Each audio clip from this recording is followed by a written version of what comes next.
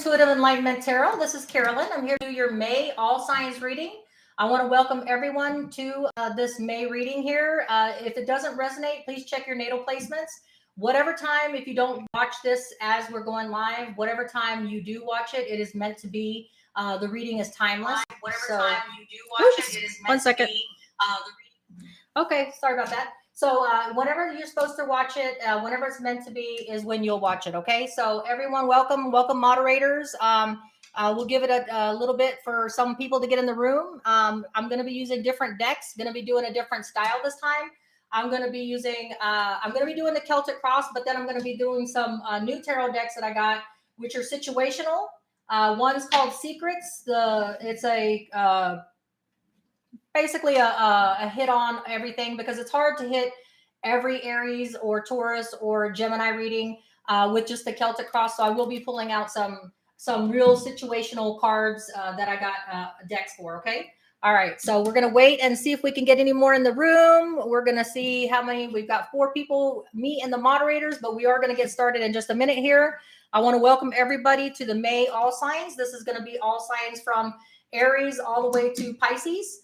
For May, what you can expect for May. I want to welcome everybody. Please hit the like, share, and subscribe. If this doesn't resonate with you, check your placements, because if you go to Astrolabe, Astrolabe is a free astrolabe.com. If you have your birth time on your birth certificate, your date of birth, the city, state, and country that you were born in, it can give you all of your natal placements. It's free, okay? And that will help determine on, I watch my sun sign, moon sign, rising, and Venus to see which one better resonates with what's going on in my life at that time. Okay. So again, I want to welcome everybody to the reading for May, all signs. I'm going to go ahead and get started. I'm going to start with the Witch Tarot, and I'm going to start with Aries. Okay. So what can my Aries expect for May? What is my Aries can expect for May? What's going on for Aries in May? Welcome, Aries. Let's see what's going on for you in the month of May. We have a Scorpio lunar eclipse coming up. I think it's May 5th, depending on where you are in the world. So there is going to be another eclipse coming up on May 5th. So we're still feeling the transitory energies from the eclipse that just passed. That was Aries, okay? That was a solar lunar eclipse. So we are going to be having just a lunar eclipse in Scorpio on May 5th. So we have a lot of deep energies going on right now. So we are going to see what Aries can expect for them in the month of May. So here we go, guys. All right, here we go. So what can my Aries expect? Aries, what can my Aries expect for the month of May? The first card I have is the Ace of Swords. You will be getting truth, clarity, knowledge. You will be getting divine guidance from above. So if there's something that you're in confusion about in your life, something that you needed clarity, you're going to be thinking much clearer. Because you will be getting divinely gifted. The energy and the knowledge will be coming from someone divinely gifted to you, okay? So Aries, that's good. That's Ace of Swords there. And the energies that I have, that's your obstacle. There was 2 cards that fell out. Your obstacle is that trusting that the universe has your back. A lot of times it's hard for Aries to trust that the universe may have everything good in store for you. Aries is a person's of action, and they start a project. It's hard to finish it, but they're the project starters.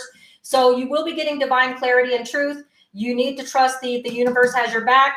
You have the Ace of Pentacles in your recent past. So this is something that is just being gifted to you. So not only in your present do you have the energies of being divinely gifted with some truth and knowledge and clarity, so you can think better. So in the time right now, Aries, with the Aries eclipse that just passed, you're able to focus where other people's energies are a little bit off and they feel a little bit woozy. This is the time for Aries, and I'm an Aries moon, so we think clearer. We have more.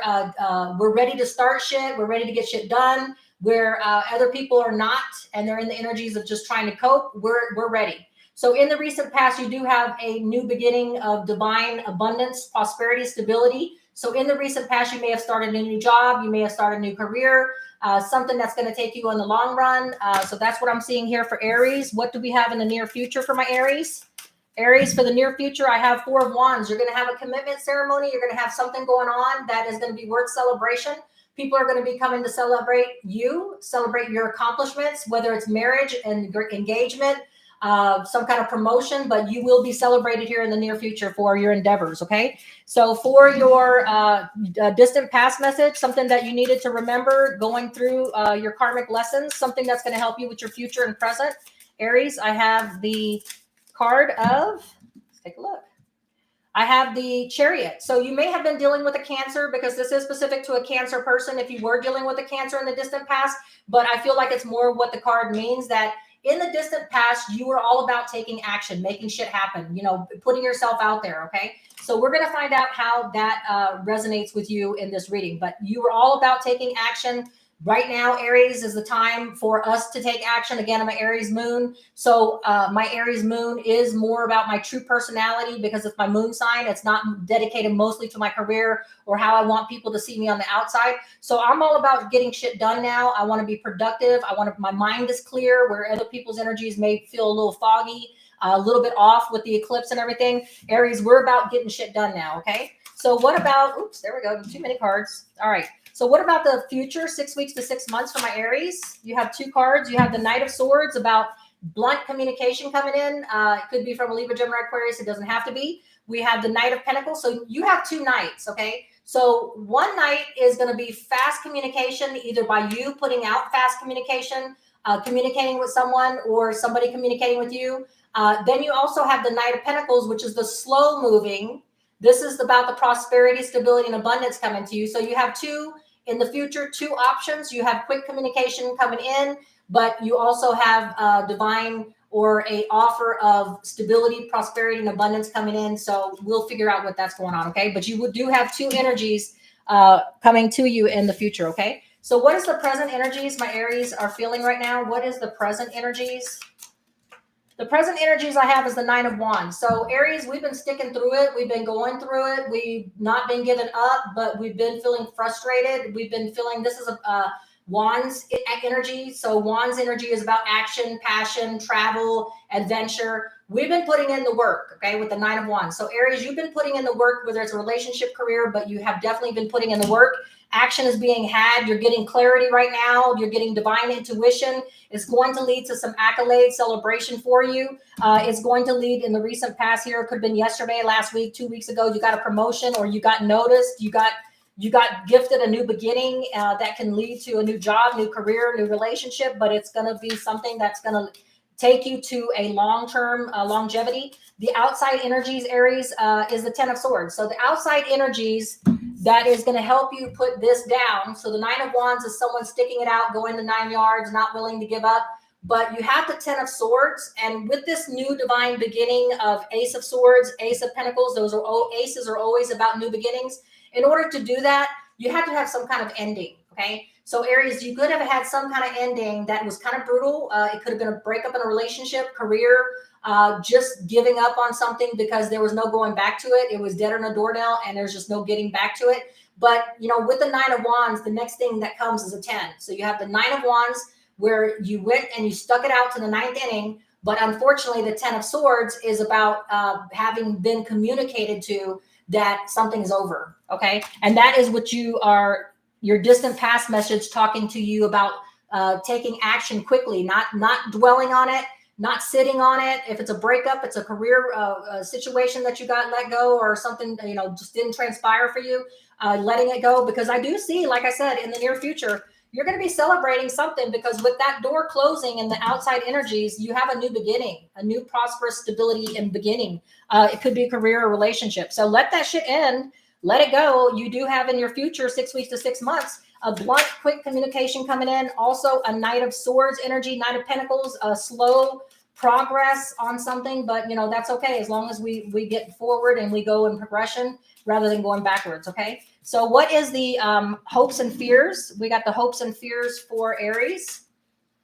The hopes and fears that I have is that you'll have a new divine, passionate adventure, that you will have a new start, not only with prosperity and stability and permanent abundance, not only that you'll get clarity and have your mind will be clear and you'll have clarity and knowledge, but also that you'll have a divine, passionate adventure. So what I feel like as an Aries moon, and applying this to the Aries reading, is that in my career or in my relationship, something was lacking, and I want a new divine beginning, something that I'm going to want to wake up to every morning, something that I'm going to want to take action on. So if it's my career, for example, then something that is holding me back, something that I do well, or something, it doesn't mean that I'm doing badly in my career, or it doesn't even mean that I'm doing great in my career. It just means that sometimes the same old, it needs to come to an end. And sometimes in your hopes and fears, you're going to want a new action, passion driven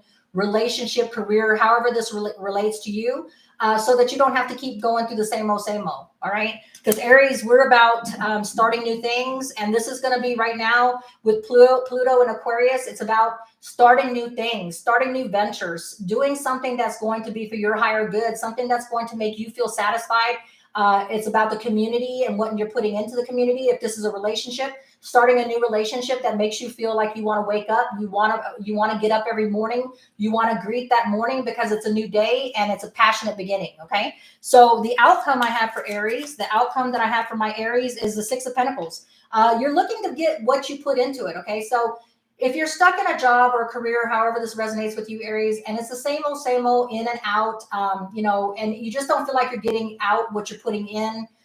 You want something more, you putting in a lot of work in the relationship or career, but you're not getting it back. In the outcome, you are going to get that equal reciprocity. Okay. So let's get some cards. And these are the cards where I'm going to use for clarifying and stuff like that. All right. This obstacle of trusting the universe is, sometimes we Aries kind of get down on ourselves because we don't always get to finish a project. We don't always get to finish things out. Sometimes things end, the outside energies will end something that we have no say in. Okay. We've stuck it out thinking that it would change, but it doesn't. So that could be career, or it could be, relationship. But let's get some secrets. These are a card called Secrets, right? And these will give you some insight. And this is not going to be for everybody. So if this doesn't sound like your story, with these cards, it's for somebody. Okay. So I'm going to get some clarifying cards with this new deck here. Okay. So some Aries people are dealing with some drama. Okay. So some Aries people are dealing with the drama starter. Okay. Somebody's starting some drama at work. Somebody's starting some drama in your relationship. Okay. So some Aries people could be in this transit in the month of May dealing with some drama shit. Okay. Somebody's starting it at work or something in the relationship. Okay. Some Aries also can be feeling lonely right now because this is a transverse where we're putting ourselves out there and starting new projects, whether it's a relationship or career. It can be a lonely road sometimes when you're traveling it a new beginning. Sometimes can be scary, sometimes can be lonely. So some Aries people may be feeling a little lonely right now, feeling a little bit like drama is in their life, whether it's family or career, some kind of drama is going on that brought about an ending. Okay. And then Aries also, I have happiness, joy, fulfillment, and satisfaction with all these new divine beginnings of Ace of Pentacles. Okay.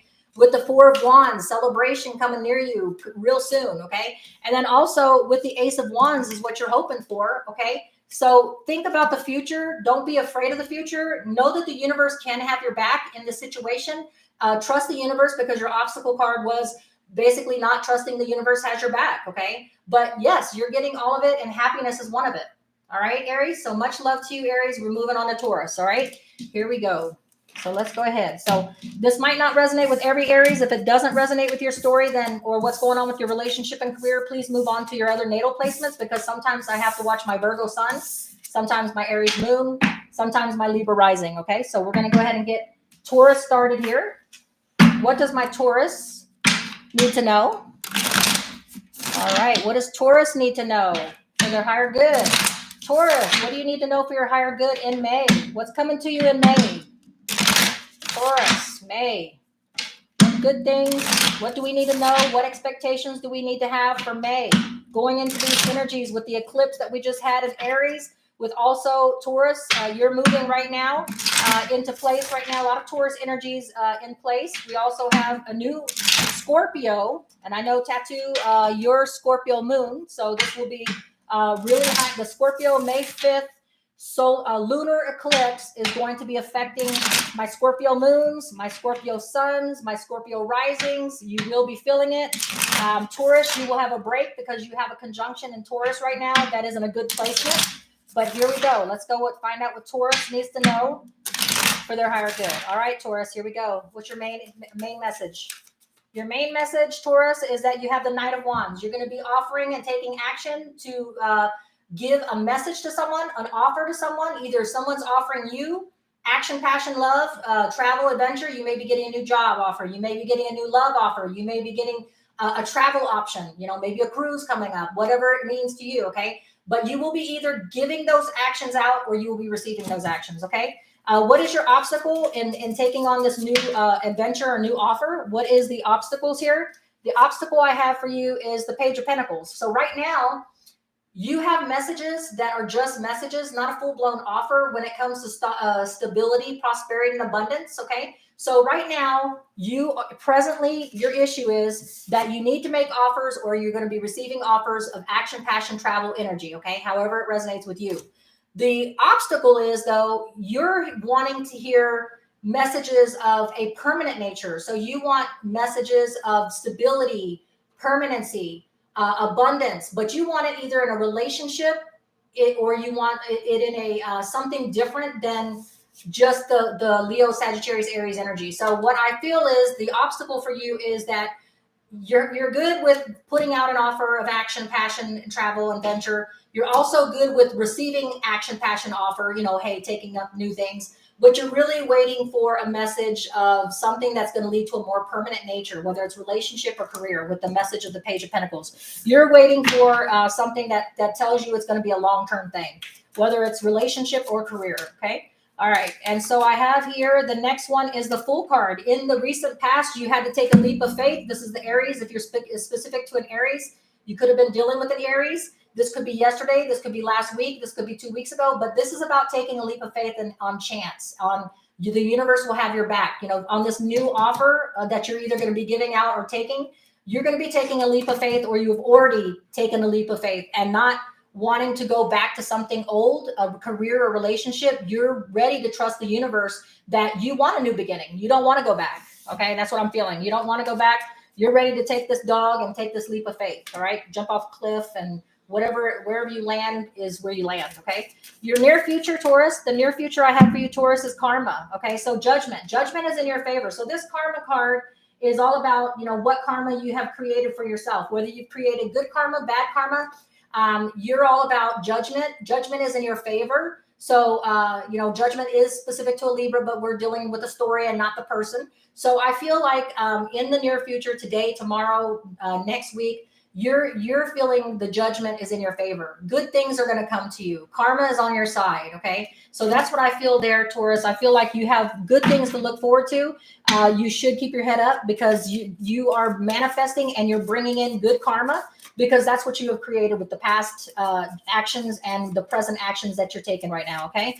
All right, Taurus. The next one I have is the Queen of Swords. Remember, Libra, Gemini, Aquarius. So in the distant past, you were in a place where you were cutting shit out or somebody was cutting you out. This person here, the Queen of Swords, is all about using facts and logic when it comes to making decisions. So your reading could be telling you that in the distant past, you had to use these energies to cut things out of your life that don't serve your higher purpose. If you're stuck in a situation where you don't know what career or what relationship, remember to trust your facts and your logic, and don't rule with your heart and your emotions, because sometimes that will lead you astray. Sometimes you need to look at something factually and logically and with cool emotions. Okay. All right. So then also for your future 6 weeks to 6 months, Taurus, your future 6 weeks to 6 months, I have the card here of Five of Wands. Okay. So in the 6 weeks to 6 months field, you will be having some maybe inner conflict about something, maybe competition about something, could be work or a relationship. But there will be a situation in the 6 weeks to 6 months where you will be having an inner conflict about something, maybe bickering, fighting, a struggle with other people, possibly if it's not an inner conflict. I feel more intuitively you're going to be having an inner conflict about something. Okay. You could be arguing, bickering with other people, because the Five of Wands is about, putting your advice out there, other people putting their advice out there. No one can agree on anything. But I really feel intuitively this is about you having an inner conflict about some action, some movement, something that you want to do, or, a change that you're trying to do. That's what I intuitively feel. Okay. In your present energies, Taurus, in your present energies, I have the energy of the Four of Swords. right now in the energies you're laid back. So you're in this, this is a communication because it's swords, okay? You're laid back, you're resting, you're not stressing, you won a battle, you stepped away from a battle, you came across, you came away from a battle being in the good, in the positive, and now it's time for you just to reflect on the things that you've achieved, the things you accomplished, and also the things that you're going to have to face in the future, but planning your steps, planning what actions you're going to take, and not being in a hurry about it. You're going to be methodical, which this goes hand in hand with your distant past message, Taurus, about being factual and logical about your future steps, what future actions you're going to take, okay? Whether that's in love or whether that's in career. You will be factual and not leading with emotions, like, you know, like when we get angry and we say, fuck this shit, I'm quitting my job, or fuck this shit, I'm walking away from this relationship. And that's all about emotions. We're leading with emotions. We're not thinking about, you know, is the investment that we put into something, is it worth walking away from this investment? We need to think on about it. We need to be calm about it. We need to reflect deeply about our actions, because our actions have karmatic effects. Okay, so what we put onto someone else, or what we do and what actions we take and how we go to it, how we bring it about, is karmatic. Okay, so we need to always think about what consequences and what actions, cause and effects we're bringing to someone. So the outside energies, Taurus, that I have for you is the Two of Swords. Yeah, there will be a difficult decision. So you are doing the right thing. You're reflecting on it. You're being patient on it. You're planning your future steps in a career or relationship, and it's going to be a hard, difficult decision to choose what path you want to take. Okay, the Two of Swords again is about reflecting, thinking, using facts and logic, and not just jumping into shit. All right, so what is the hopes and fears for my Taurus? What is the hopes and fears for my Taurus? The Empress. So you are hoping to become a nurturing, abundant, prosperous. You're either focusing your attention on you becoming abundant, prosperous, nurturing, and your potential for growth, or you're hoping to meet a person with these characteristics. Okay, you're hoping that you can bring to you or meet or be with someone that has these characteristics of nurturing, a potential for growth, abundance, caring, loving, kind, and bottom line, you're either working on yourself in the hope field, hoping that you can become that Empress, or you're hoping that you bring in that type of person. Okay, your outcome, Taurus, your outcome that I have for your May reading here, the outcome that I have for you is the Ten of Pentacles. So you're hoping for whatever that is coming to you, whatever karmic thing that is coming to you. You want it to be of a permanent nature. Okay, you want the house, the home, the family, the wife, the husband, the spouse, the other half, your partner, your life partner, whoever it is to you. Or if this is a career, you want that 401k, you want that stability, you want the one that's going to take you to the retirement so that you can do whatever it is that you want to do, but you want it to be of a permanent nature and abundant. Okay, the Ten of Pentacles is the abundant, permanent, strong foundation, and sets you up for life. Okay, whether it's in relationship or career. All right, so now we're going to go to the secrets, and we're going to get some clarification. Now this is, like I said, this might not resonate with every Taurus, but it is for a Taurus or a couple of Tauruses or some Tauruses. So you may be dealing with this shit. All right, so these secret cards are supposed to be kind of like funny and but hey, they can hit home. So let's find out what Taurus has in store for them for their secrets. These are your secrets. Let's see what the Taurus secrets got for them right now. All right, so what kind of secrets does Taurus have popping out for them? All right, Taurus, divine intervention, whatever shit you're going through, career, relationship, it was meant to be. Divine intervention stepped in, kicked it in the ass, whatever situation this is that made you want to take a leap of faith for something new. Divine intervention is bringing it to you because karmatically, judgment's on your side. You've put in the work. You've done good deeds. It's coming back to you. You're wanting this Ten of Pentacles, okay? You're wanting this Empress. You want this nurturing and growth. You're done with the Five of Wands. You're done with the bickering, but you will have that in the future. And I think it's going to be the inner conflict when you really have to make that decision on what you want to do. But divine intervention is what it's all about, okay? The next card that I have for you, Taurus, for some clarification on what you're going through. Let's see, what else does Taurus have, okay? So Taurus, another card you have that just flipped out by itself is bad parenting. All right. So either you didn't have good parenting when you were growing up, either you have bad parenting going on, maybe you have some children, stepchildren, whatever that means to you. But there's fear, hate, and trauma. So I don't think if you're a Taurus and you don't have children, this is just about how maybe you grew up. Sometimes habits that are instilled within us. Sometimes how we react to a situation, plainly can have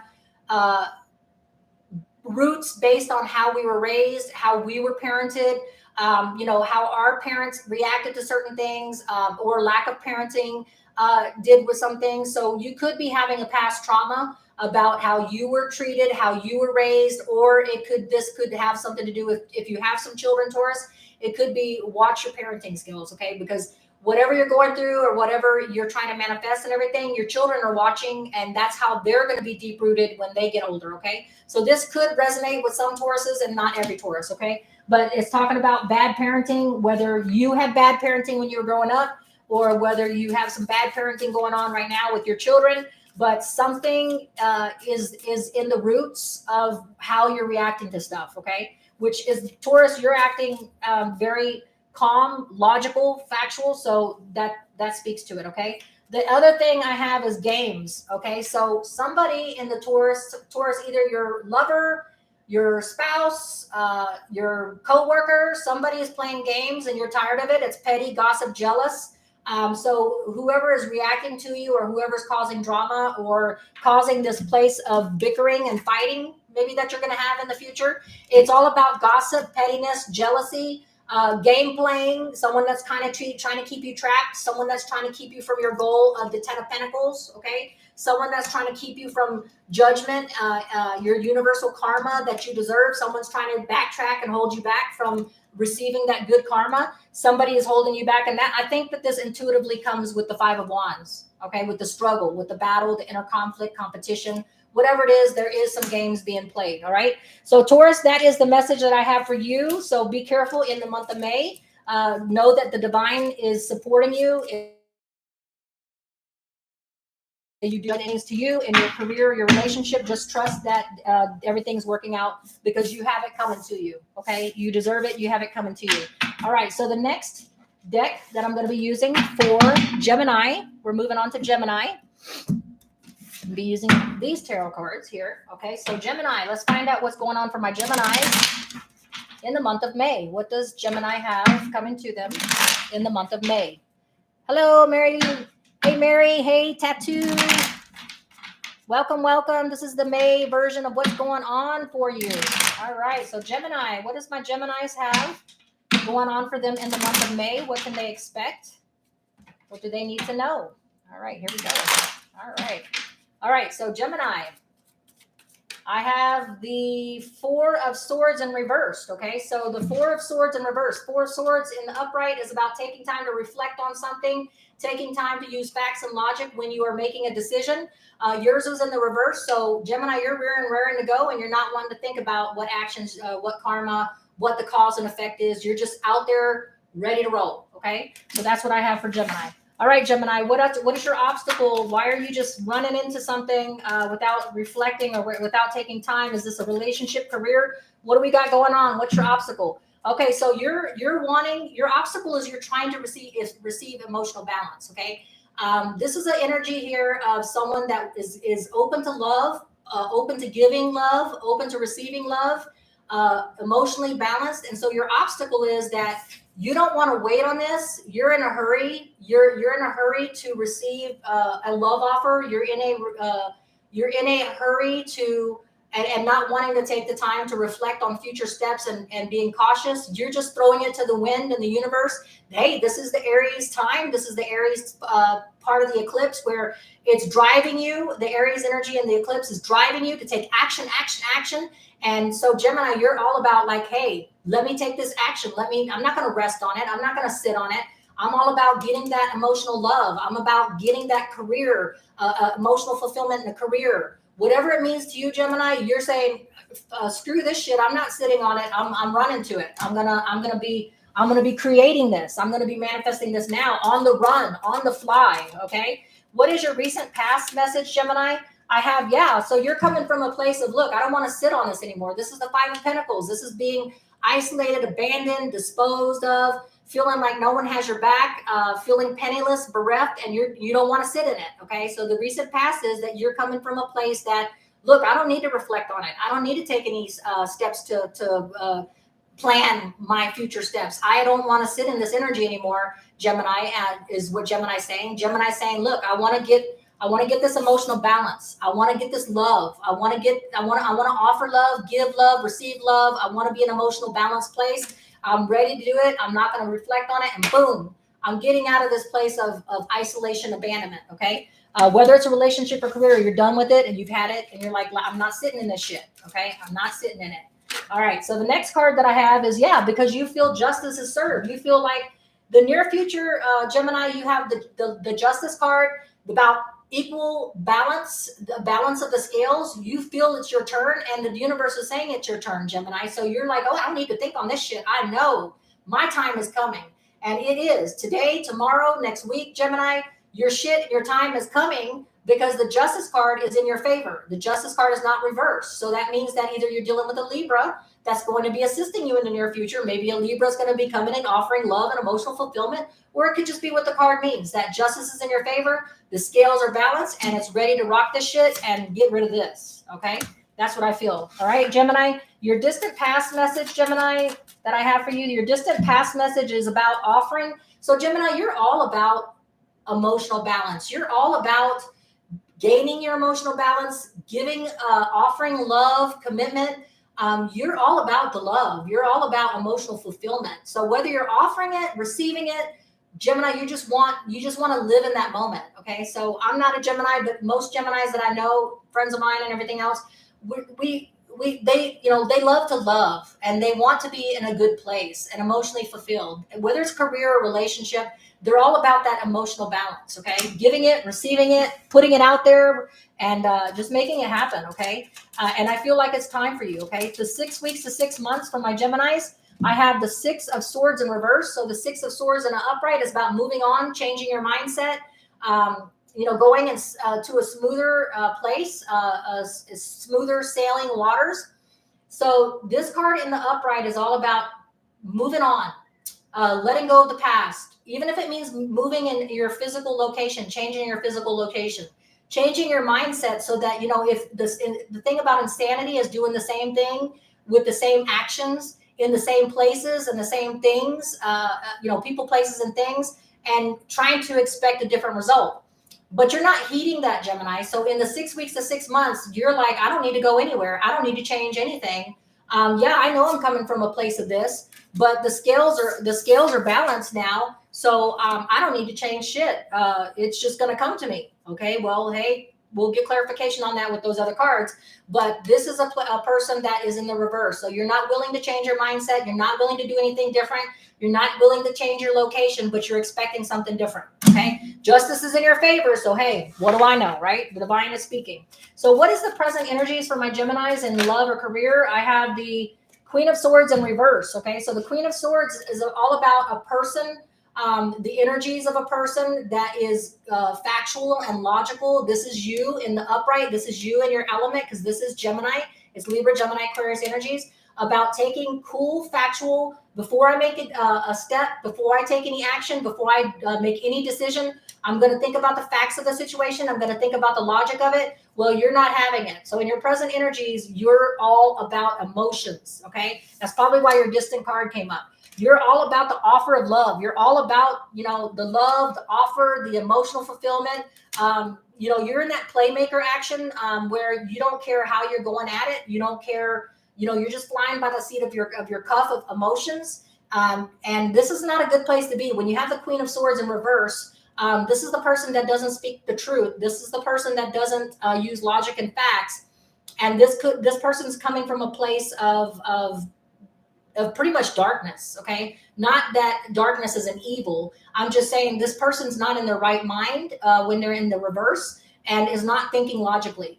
Okay. And is not emotionally balanced. And it could be because you're coming from this place. Okay. But you're not thinking about it. You're not using facts and logic right now, Gemini. You're just like, I'm going to do me. I'm going to do me. Okay. The outside energies, Gemini, that's feeding into that is the 10 of Pentacles in reverse, okay? So the 10 of Pentacles in the upright is about permanent stability, abundance, the 401k, the family, strong foundation, someone that you're married to forever, 50 years, money, if this is a career for you.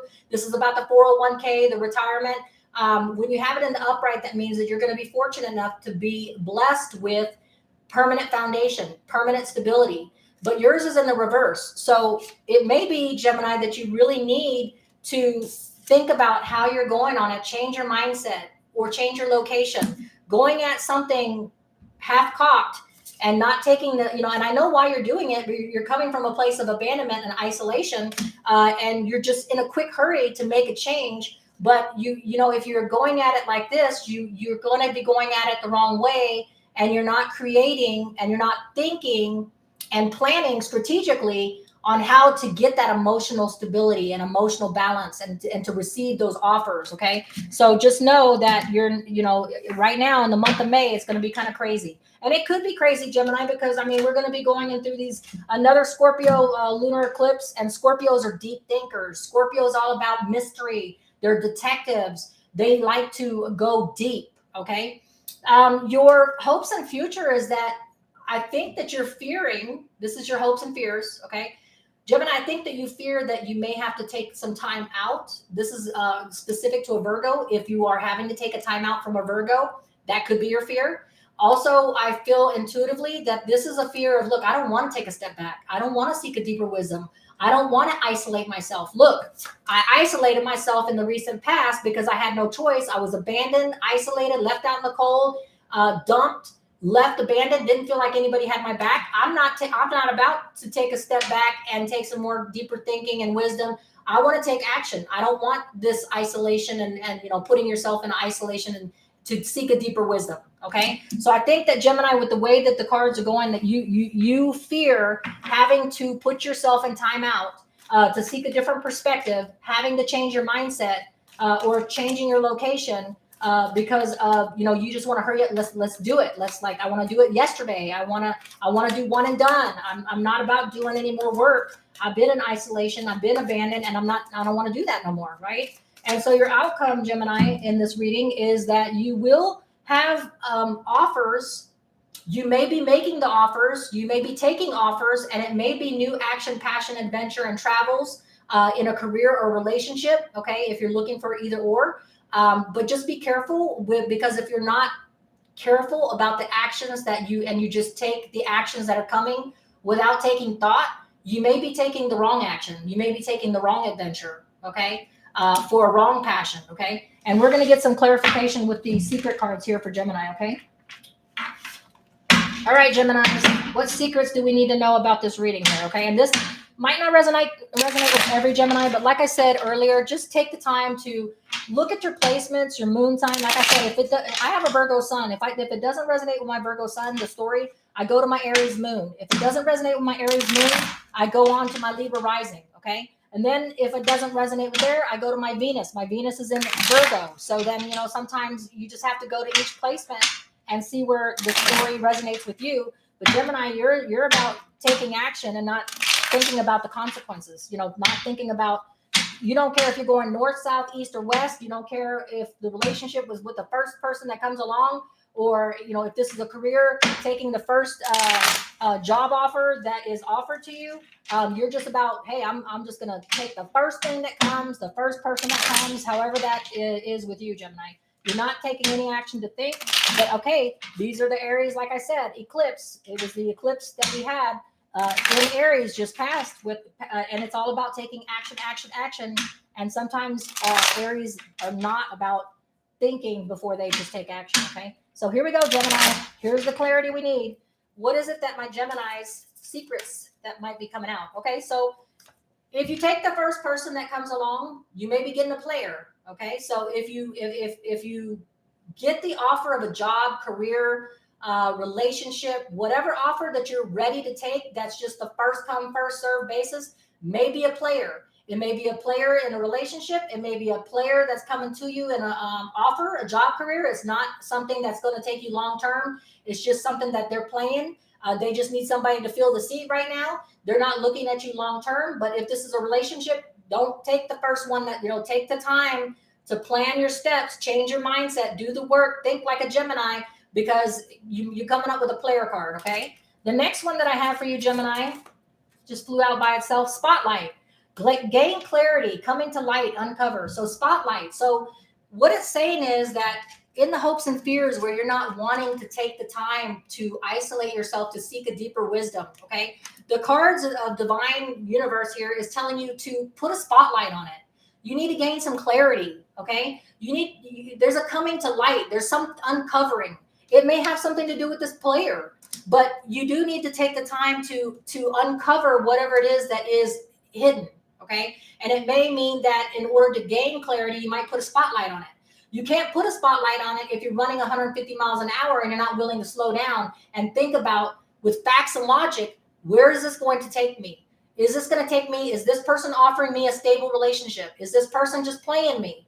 If this is a career, hey, is this a stepping stone to something that I feel is going to be better serve my higher good?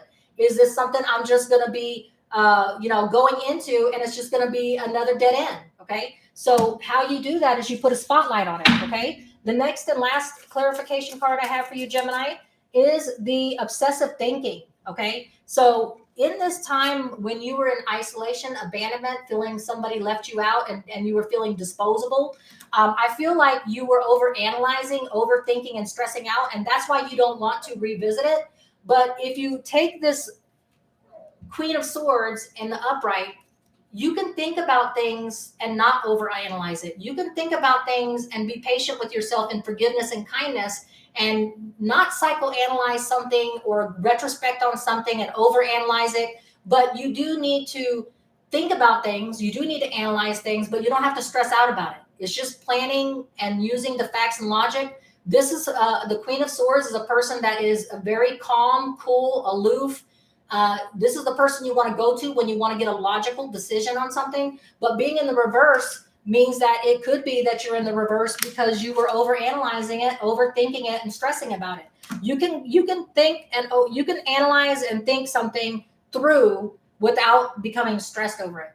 It's just being patient with yourself and putting yourself in the timeout of the Virgo card, and putting yourself in the timeout, not letting somebody else put you. So this is the person that was abandoned, left out in the cold. Okay. This is a person that puts themselves in a place of isolation and taking a step back, not because they have to or somebody put them there, but so they can seek a deeper wisdom for themselves. So this whole reading to you, Gemini, is that you don't have to overstress it. You don't have to overthink it, but you do have to plan. Okay. You have to put a spotlight, because if not, you're going to put it in a player situation. You're going to take the first relationship, the first career, and it's going to lead to a player situation. No stability. In and out. Okay. All right. So that is what I have for my Geminis. Let's move on to Cancer. Let's move on to my Cancers. And again, if this doesn't resonate, it's not your story. It's for someone else out there. Please check your natal placements. This is not going to be for everyone. Okay. So what do we have for my Cancers? Cancer. All right, David. Welcome, David. Long time no hear. Much love to you, David. Oh, it's Jen. Hi, Jen. Much love to you, Jen. My Scorpio friend. All right, so here we go. We're going to go to Cancer. What can Cancer expect? All right. My Cancers. What does Cancer have going on? What can they expect in May? All right. What can my Cancers expect in May? Welcome, everybody. Hit the like, share, subscribe to like-minded people that are into tarot. All right, so here we go, Cancer. All right, Cancer. What is the main message that you need to hear for May? All right, justice. Okay, so equality. Justice card can also mean, Cancer, that you're winning something in a court battle. This could be a civil judgment in your favor. So Cancer, I feel like this could be something that you are winning a battle on, something that is in a court, something that is a filing. It could be a divorce. It could be a lawsuit. It could be an inheritance. But something is in your favor when it comes to a legal matter. Okay, that's what I feel. All right, and it could be that you're dealing with a Libra also. Cancer, your obstacle is In the reverse, you have the World card in reverse. The upright is the karmic last tarot card in the deck, which means that there's a karmic closure. So in your present energies, your main issue and message in May is that some kind of decision is going to be made in your favor. Could be dealing with a Libra. There was something that instead of having a karmic closure, your obstacle is that you got no closure. You were not able to end it. You were not able to receive closure. It could be a relationship or it could be a career. Also, you had no success. The Six of Wands in the upright is all about somebody shouting out accolades. You didn't have a successful endeavor. You didn't get any promotions. You didn't have any success in a relationship because yours was in reverse. Okay, so you didn't get closure. Your obstacle was you didn't get closure and you weren't able to have a success in a situation. But now the message in May is that you will have something definitively decided in your favor. Okay. What is it that I have for my recent past for Cancer? What is it that Cancer has in the recent past? And again, that could be relationship or promotion in a career. So in the recent past, you had to change your physical location. You had to move. You had to either sell your home, you had to move to a different city, state, location, travel. You did that so that you can be in a better, smoother sailing waters of thinking, having a different place. Because, like I said, the definition of insanity is trying to do the same thing with the same people, with the same places, and not changing your mindset. Okay. So this card comes up when you have changed and done the work. You have moved on from a situation. And Cancer, you're not willing to think old thoughts. Not deciding to take the same actions with the same people. You're deciding to remove yourself from that situation. And that's probably why things work out in your favor in a legal matter. Okay. All right. So what is the near future? Okay. That just looked out. Okay. So in the near future, Cancer, yes, you are being divinely blessed. The universe is giving you a new emotional beginning, a new start, and it could be a new emotional giving and love. It could be a new emotional beginning and emotional fulfillment and career. But with this closure and moving on and changing your mindset and getting something decided in your favor, a legal matter or something that the scales were not in your favor and you had no closure before, you are actually receiving a new beginning. And you only receive a new beginning when you put an end to something that no longer serves your higher good, whether it's a relationship or a career. Okay. Cancer, the distant past message, Cancer, that I have for you for something that's going to help you move on and make future decisions and present decisions. I have the Queen of Pentacles. This is about someone that has the job, the family, the career, the spouse, the life partner. This is a person that has everything. This person is well strong in their foundation. Yours was in the reverse. So in your distant past, you didn't have a strong foundation in a relationship. You didn't have prosperity, abundance. You were missing something in your life, something that was keeping you from having a permanent foundation, stability, whether it was money, even though this is the Pentacles is usually about material goods. This can also mean family life. You were missing that strong family abundance, stability, strong permanent foundation, but you're not coming from in the distant past. Remember, going forward, planning from the present, going into the future, that you don't want to come from a place of instability. You do not want to come from a place where you do not have a strong foundation. And I feel like that you have changed your mindset, Cancer, and you realize that you have to do things differently. You have to change your persons, people, places, and things, your actions, and your mindset into doing things differently so that you're coming at it from a strong foundation, strong background, and not from an instability place. Okay. And your future 6 weeks to 6 months, Cancer, your 6 weeks to 6 months is that you have the Eight of Cups. Eight of Cups is Pisces, Cancer, Scorpio energy, but it's not about that. It's about walking away from things that no longer serve your good. This is something that is a relationship you had to walk away from, or a career, because there was nothing more to gain. There was no more lesson of karmic that you could gain from it. So this Eight of Cups is about walking away to a different place so that you can get your ninth cup, your manifestation, what you are trying to receive, higher evolution, getting that better relationship, getting that better career. In your future, you're not walking away.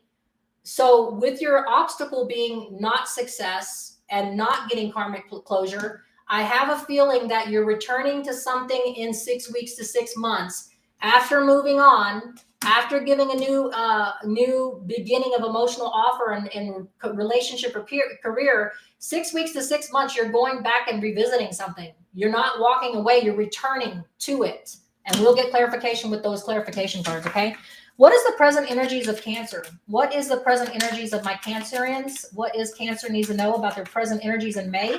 In May, you will be getting an offer. It's going to be a slow growing offer. This is something that is going to lead to a good career or relationship. So if there's an offer of love, if you're looking, if this is a love relationship career for you, whichever resonates with you. If this is a love offer, this is something that's going to come in slow. It's going to take time to nurture it. It's going to take time and, and patience, because this is not the fastest moving night. This is a night, whether it's a he or she, because it can be either one. This person's not going to move fast. And it could be Cancer that, Cancer, you are a type of person that is the Chariot card. You're a person about taking action, dominating, kicking ass, taking names yesterday.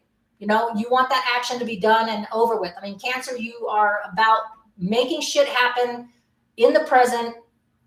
Barely any patience, but you do have patience when you need to. But you're about making that shit happen. So this present energy of things going slow may be why in the future you decide to go back to something that doesn't serve your higher purpose instead of moving on and with it being in the upright. But you are receiving an offer of love or career, and you feel like this slow action is too slow for you, is what I'm feeling. You want the Knight of Wands, or you want that Knight of Swords, which is quick, blunt communication coming in now. But the universe here in the upright says that that is what you need. You need this. This is the outside energies feeding into this slow action, okay? If it's a new love, if it's a new career, it needs time to grow. This is divinely timed from the universe. The universe is saying, play this shit out. Don't be in such a hurry, Cancer. Slow down. This is exactly what you need. Okay, that train wreck that you're coming from, that train wreck that your relationship or train wreck that you got a good decision in your favor. Now the energies are saying, slow down. Take the time to nurture the strong foundation, the stability that's coming to you. Don't be coming from a place where you have no patience, no stability, no permanent foundation, or you're going to end up into another train wreck. You're going to go right back with this 8 of Cups in reverse, right back to what you came from. If it was in the upright, you're walking away from the train wreck. If you got it in the reverse, you're going back to the train wreck. So whatever actions you're doing, don't be in this, hey, this action's too slow. I need love now. I need permanency now. I need this relationship now. Don't be in that whatever it is to you that's causing this. The universe is saying you need to do it nice and slow. Okay, let it build up, because that's how you build a strong foundation. Not by doing lickety split, but by working through it, working on it to build that strong foundation of permanency, okay? And your hopes and fears, Cancer, your fear is that you have to rest on it, okay? You can't make this shit up. Okay, so Cancer, the 4 of Swords is about reflecting after something won. Remember, you have this Justice card in your favor. A legal matter, divorce, paperwork, inheritance, some kind of decision went right in your favor. I'm trying to pick it up. Something you got it in your favor. If it's a divorce, the judge signed up for you. If it's a legal matter, they ruled in your favor, okay? Emotional fulfillment is coming to you. The slow action, the obstacle is that you're not taking the time to accept a slow moving offer. And your fear, your actual hopes and fears section, you have the 4 of Swords of taking the time out to reflect factually and logically on the future steps that you're going to take. I mean, you actually moved on. Physical location and mindset, you did the work in the recent past, but now in the fears, you fear having to be put in timeout. This is a timeout of your own making, though. This is a decision that you take to reflect on what future actions and future steps you want to take. You're fearing it. You don't want to reflect. You don't want to. And so this slow moving action of a career or relationship, you're going to, in the 6 weeks to 6 months, walk right back into another train wreck or go back to that train wreck because you don't want to take the time to be patient with this new, slow, emotional offer that romance that somebody is bringing in. Could be a Virgo, Taurus, Capricorn. Don't have to be. Okay. We have the Libra card on the board. We have all signs on the board. So your outcome that I have for you, Cancer, is judgment will be in your favor. Okay. So this is the judgment card. It's Libra. Something was decided in your favor. In the end, in the outcome, whether you go back to the train wreck or not, even if you fear reflecting on something, everything will end up in your favor. Karma is on your side.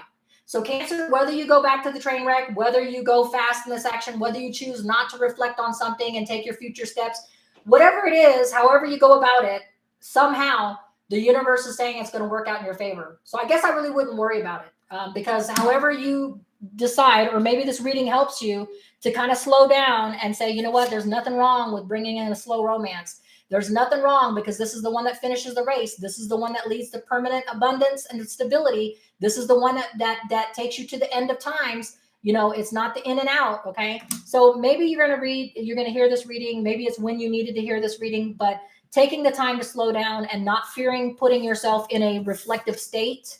Okay. It's going to lead to your favor either way. All right. So let's go ahead and get these secret messages. The secret messages. What is it that Cancer needs to hear?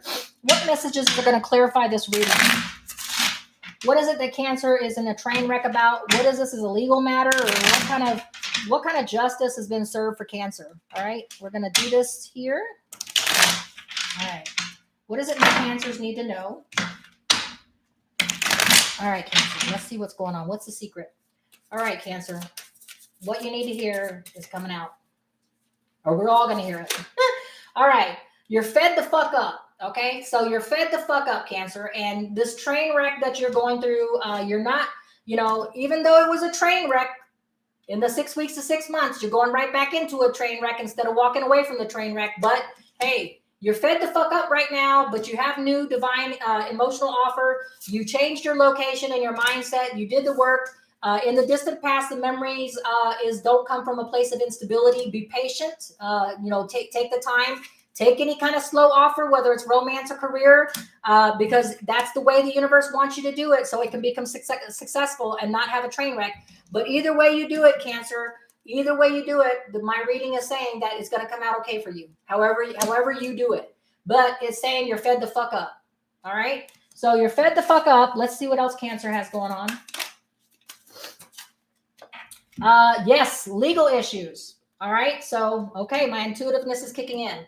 You won a matter in your favor, whether it was a divorce or whether it was something that you had a legal suit, inheritance or something. And this legal issue, you won. Okay. You won. And so you were fed the fuck up. You walked away from a train wreck, but you look like you're going back to the train wreck, but your legal issues are over. You won. Okay. Everything, the judgment is in your favor, because I have the judgment in your favor, whether this is a relationship, career, however it resonates with you. Cancer, the last card I have for you that flew out is regret. You have regret over a situation that you had to walk away from, that you may be returning to in 6 weeks to 6 months. You moved on. The slow moving action, Cancer, is not to your suiting, even though the universe is saying it. But whether you go back to a situation that you have regret over, so maybe this is a past regret over a relationship that you left, you walked away from it at one time, with the Six of Swords, you feel bad, you feel sorry, and you feel remorse. So you feel regret over something that you won. Judgment was in your favor. The karma was on your side, but you feel regret about it. So someone that you have a soulmate connection to, I feel like if it's a relationship you have a soulmate karmic tie to, you feel regret. You did feel fed the fuck up. You did win your legal issue, like I said, but you feel bad about it. So this person must have been a karmic soulmate tie, and I think you feel regret, Cancer, about how it ended up, how it came about. Okay, is what I feel that you're sad about. Okay. All right, so let's go on now. We finished with Cancer. We're moving on to Leo now. All right, Cancer's done. We're moving on to Leo. I'm going to be using a different deck. All right. My Leos, I'm going to be using the Tarot Wonderland for Leo. I hope everyone is out there having a good, abundant, prosperous, stable. Hopefully those energies of the eclipse that we just went through are basically holding you okay, and you're just holding your own. If not, we have another solar eclipse, lunar eclipse in Scorpio that's coming up. So you're going to be into deep thinking. You're going to be overthinking. You're going to be digging deep down with those Scorpio lunar eclipse that's coming up on May 5th, depending on where you are in the world. You're going to be doing some deep thinking on shit. And it's not that we want to do some deep thinking on shit, but the universe and energies of that Scorpio eclipse on May 5th, depending on what sign you are, is going to be hitting you. I have Scorpio and Neptune in my natal chart. So I'm going to be displaying Neptunian energies during that time. But no matter what it is, I'm going to be thinking deep. Deeper than I want to. Whether it's my career, whether it's my relationship, something, I'm going to be digging deep inside me, okay? All right, so here we go, Leo. What does Leo need to know for their main message? That's too many message. Let's get one card, please, or two cards. Leo, what do we got going on for May? It sounds like you got a lot going on with 5 or 6 cards wanting to come out. So Leos, there you go. That one flew out.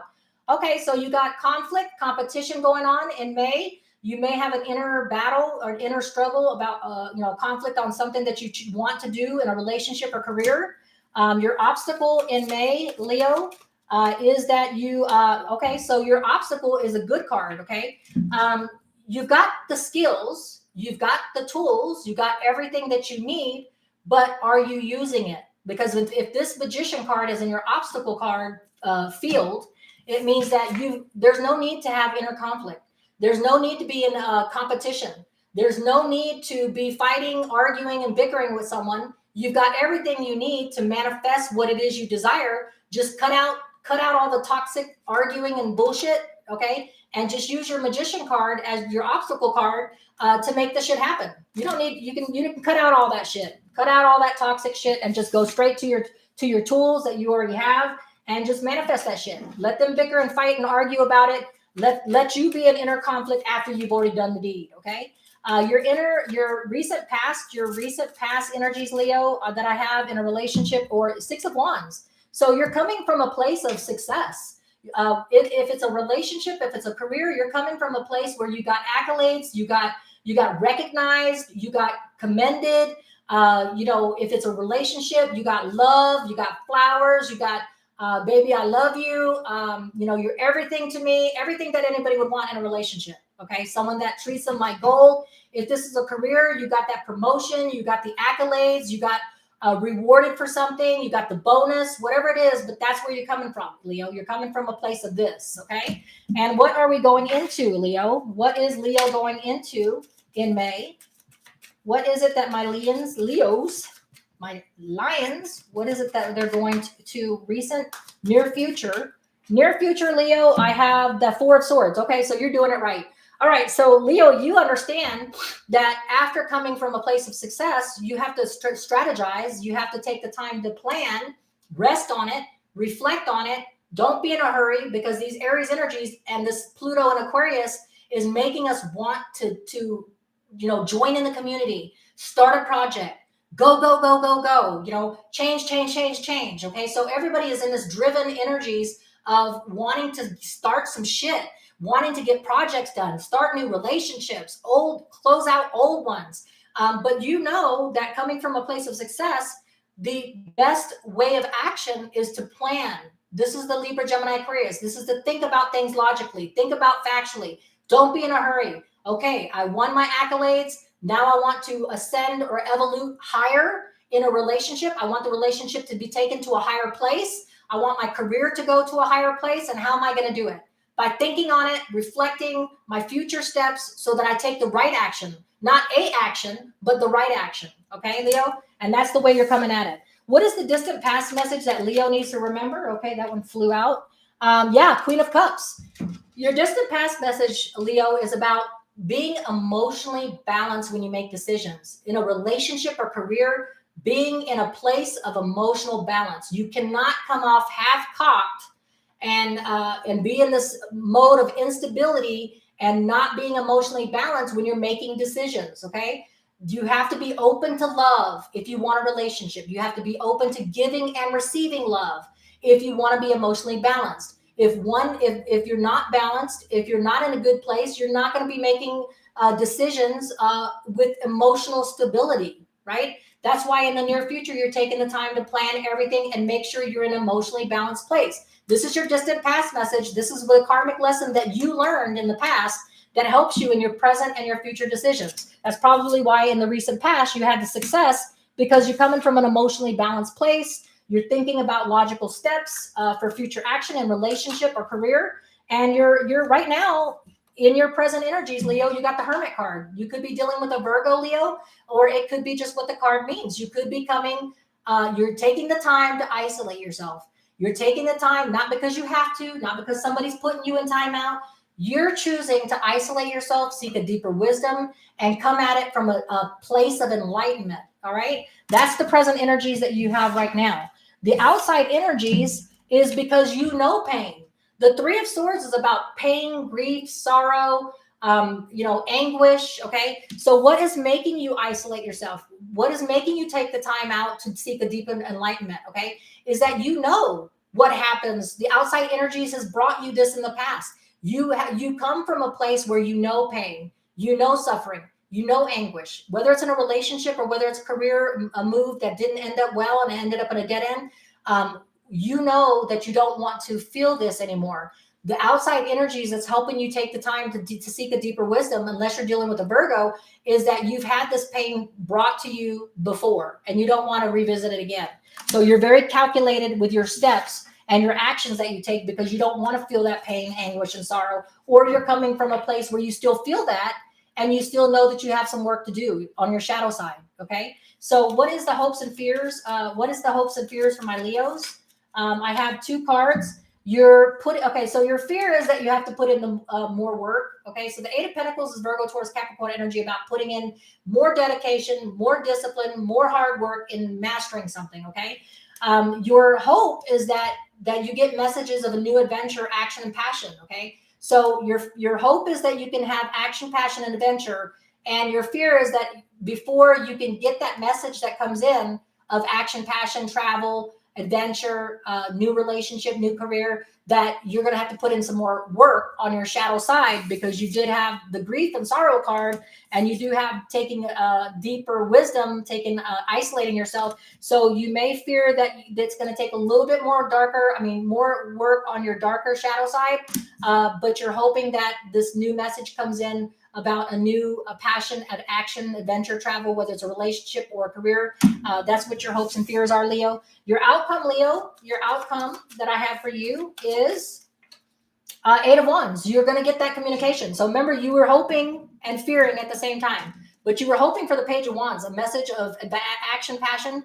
You're going to get that. Your outcome, Leo, says that you will be communicated with. Somebody's going to show up on your doorstep. You're going to show up on their doorstep. You're going to either get a text, email, some kind of communication, Leo, that is going to bring in that hope that you want, because you have taken the time to reflect and do things logically. But you will be getting that communication, Aries, Sagittarius, Leo energy of action coming to you, or you taking action in the outcome. Okay. So let's find out what Leo's secrets are. What secrets do we need to know for Leo?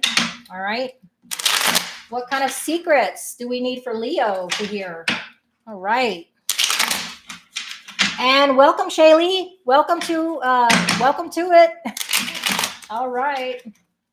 It says here, that's the theme of my life. I general though, the Aries eclipse so far has actually treated me nicely. Good. I'm an Aries moon, Virgo sun. Virgos are overthinking, overanalyzing, and stuff like that. But the Aries, I fly by the seat of my pants. I'm ready. Sometimes my family and friends are like, what the hell? What the F, Carol? You're just going to go out there and do that shit? Hell yeah, let's do that shit. You know what I'm saying? So sometimes, you got to take those energies. So depending on what energies and what placements you have in your chart, it'll either go easy on you.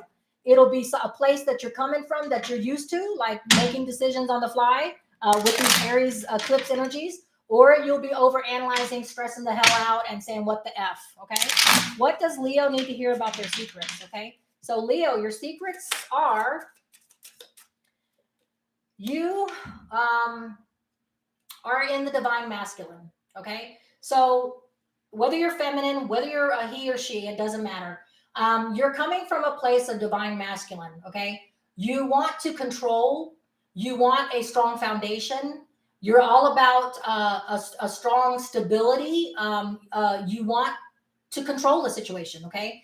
So that is the masculine divinity that you're coming at. Okay. So in this endeavor, and every step of the way that you're doing, logically, factually, you're not coming from a place of feminine, your feminine division, like you have, everybody has masculine and feminine in them. Okay. You're coming from your masculine side, and you're wanting to act like a king with the pawns on the table, and moving things logically and factually, and not trying to jump the gun, because you're coming from your masculine side. Okay.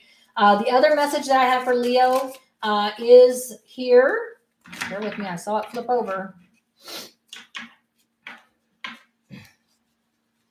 I know I saw you. There it is. All right. So Leo, your other card is anger. You, Leo, are using your masculine divinity, okay, so that you don't come at it in a place of anger, rage, ready to snap, explode. You're taking the Virgo hermit energies to isolate and seek a deeper wisdom and enlightenment, because you don't want to come from a rage place. You don't want to come from emotional imbalance. You're taking the time to isolate and reflect on what future action. You're not going all helter skelter. You're going at it from a place of emotional balance, because you do not want to go, you're using the masculine energy to go at it so that you don't come out in a rage filled, coming at it ready to snap, explode. You're using your control. Okay. You're using your control, and you're coming at it in an emotionally balanced way, reflecting on it, seeking the deeper wisdom, because this is what rage gets you. Rage, anger, anguish, sorrow, grief is what this card is. Okay. So you don't want to go at it in a rage, ready to snap. And that's what this is going to lead to. If you don't take this, the Virgo card of taking a deep enlightenment, seeking, isolating yourself, if you don't do that, you're going to get that. Nobody wants this card. That's a lot of pain, a lot of sorrow, a lot of grief. Okay. All right. So one more card for Leo's secrets. Leo's secrets. Give up, quit. All right. So you are in your masculine divinity, holding your own so you can control the anger issues, because you don't want that anguish, and you're not going to give up or quit.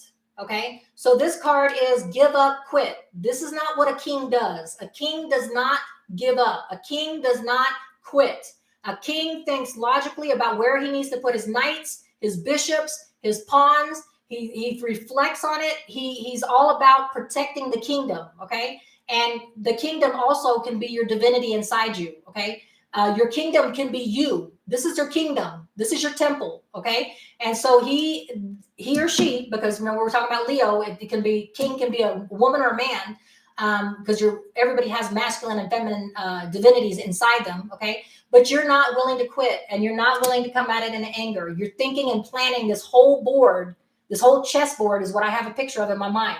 If it's a relationship, if it's a career, you're thinking about it, looking at the whole picture. You're looking at the full chessboard. You're not willing to jump and make an action that will jeopardize a bishop or a pawn or anybody or yourself, your own kingdom, okay? And your own temple. You want to come from a place of logic, factual, and non-emotion, okay? So Leo, that was a beautiful reading for you, and I hope that Virgo's comes out just as well, because that is what I'm a Virgo sun, but Aries moon was good for me too. So let's go ahead and see where Virgo's coming from, all right? So now we're moving on to Virgo. Virgo, let us take a look at Virgo. Virgos, what can we expect for the month of May? What is it my Virgos are going to be feeling in this Scorpio May 5th, wherever, depending where you are? lunar eclipse where we have to dive deep and mystery, detective work. We're going to be doing some deep thinking. And Virgo, you're already overanalyzing, overcritical, perfectionist. This is going to drive you to distraction. If the energies call on you, Virgo, to think any deeper than you already think with OCD and planning and perfectionism, this may take us out, okay? But let's hope that our placements in our other charts, and let's hope these cards tell us something different, okay? So what can Virgo expect in May when the Scorpio energies in May 5th, depending on where you are, where the lunar eclipse happens, another eclipse on top of an Aries eclipse. Luckily, I have the Aries moon. Let's see if it helps me on my sun sign, Virgo, all right? Let's go, one more time. There we go. All right, this is good right here. All right, what is it that Virgos need to hear for their higher good and a relationship or career for May? What do they need to know? Virgo, you are about messages of abundance, stability, prosperity. Take the messages, keep your ears open. It's easy to close and shut your in these energies that we're going through, where Scorpio's making us deep dive, okay? And we just went through an Aries eclipse. Don't put the pillow over your head. Don't try to hide from it. Move on, accept it, accept that these energies are going to be strong and it's going to be making you think and come from a place where you have to analyze things. Do not close your ears to the messages or you will not hear this opportunity, that this message that's coming to you. It's a message, not a full-blown offer yet, of stability, prosperity, and abundance. If you keep your ears and you keep that pillow over your head, Virgo, because you don't want to do the deep diving, because we dive every day. One second, I just get some water. Virgos dive every day. We overthink the hell out of everything. We overplan. We have a plan A, B, C, and D for whatever's going to happen. We overthink everything. We have an emergency evacuation plan. That's how Virgos are. So if Scorpio energies make us dive any deeper, we're going to be hitting rock bottom. We're going to hit the concrete on the bottom of the pool, okay? So when that time comes, do not be afraid to take action. Do not put your pillow over your head, lay the covers over your head, and bury yourself. There's going to be messages of abundance, stability, and prosperity. We have to be open and we have to listen for it, because if not, we're going to miss the cue. And this could be the one, this could be the job, this could be the relationship. But if we bury our head in the sand and not listen for that message of permanent stability and abundance, we're going to miss that cue in this Scorpio eclipse in May. All right. The obstacle is the Empress. This is where we want to be. We want to be, okay, so I'm going to tell you from the Virgo sun side, okay? I'm always anxiety. I'm always worried. I'm always, and not in a bad way, because this is just inherent what Virgos do. I'm always planning and thinking. But you know what? I want to be this Empress. So whether you're a guy or woman, and whether you're in a relationship or career, I want to be in this place of Empress, where the Empress just lets things happen. They are so loving and kind and nurturing. They're coming from a place of peace. They're not overthinking things. They're not over analyzing things. They just go with the flow. They just when things come at them, adversity, they just know that they have the ability to be flexible and just go with it. Okay. They don't overanalyze it. So Virgo, don't overthink it. Don't put the pillow over your head. Listen for the messages. Don't miss the cue, because whatever this obstacle is of us wanting to be in a good place, if we don't hear and listen for it because we're afraid of all the energies coming at us, making us have to dive deeper, that we may miss the cue. And it may be something awesome. Okay. So Virgo, what is the recent past bringing for us? What is the recent past that we just recently left? The Nine of Cups. Okay, so that's good. So Virgo, we are all about, we are leaving a place of manifestation. So yesterday, last week, I can speak for myself as a Virgo. I'm all about manifesting. Okay, so manifesting to me is living in the moment like I have it, like I've achieved it, like I've been there, like I got it. I got the t-shirt. Okay. So every day when I manifest, and this is my recent past, okay, this is all Virgo's recent past, relationship, career, however it is to you, if you act and carry yourself in the energies like you have it, you want it, you've attained it, you're living it, money, career, relationship, okay? If you manifest in the way that you already have it, it's yours, it's coming, Okay. And so that has been me in this energies of solar eclipse with Aries, where it's asking me to put out, to step up, to make shit happen, to take new beginnings in love, career, whatever it is. I'm in manifestation mode. That means that what I feel like I want, I've got it. I'm manifesting it. I'm living in the moment like I got it. Okay. And that's what the universe wants you to do when you're in that manifestation mode. Because the near future for you, Virgo, the near future that I have for you is the Three of Swords. Okay. So if you don't take your head out of the pillow, if you don't use your manifestations for the higher good, for your positivity, which I have been doing, okay, you may feel pain, sorrow, or grief. And you know what? This card may be that in the near future, Virgo, as much as we don't want to, we may be experiencing pain, grief, and sorrow. We may be revisiting something that was very traumatic to us, Virgo, because remember, Scorpio, May 5th, the eclipse in the lunar position is going to make us dive deep. It's going to make us think hard. If it's a relationship that we haven't put to close, if we haven't gotten closure and we haven't dealt with the shadow side of what we need to, we may be seeing that here in the tomorrow, the next week. May 5th, definitely, when Scorpio makes you deep dive and go into mystery and thinking about your past, what things you need to bring to closure, because Pluto in Aquarius, again, for the next 20 years, minus a couple of retrogrades in Capricorn, is going to make you achieve and evolute and ascend. You cannot evolute and seek a higher ascension. You cannot move forward until you've dealt with your shadow side, the things that caused you trauma. You have to work that out. And so in the near future with the Scorpio energies, we may be called upon to visit things that hurt us, things that held us back, things that keep us trapped. We may have to work that out, but we will, because we have the manifestation card in the recent past. We know how to manifest through that. We know how to deep dive. We do it all the time, and we come out winners. So the manifestation card, so whether this is a relationship or career for you, you may be revisiting some shit is what's coming down, okay? The distant past that Virgo needs to remember,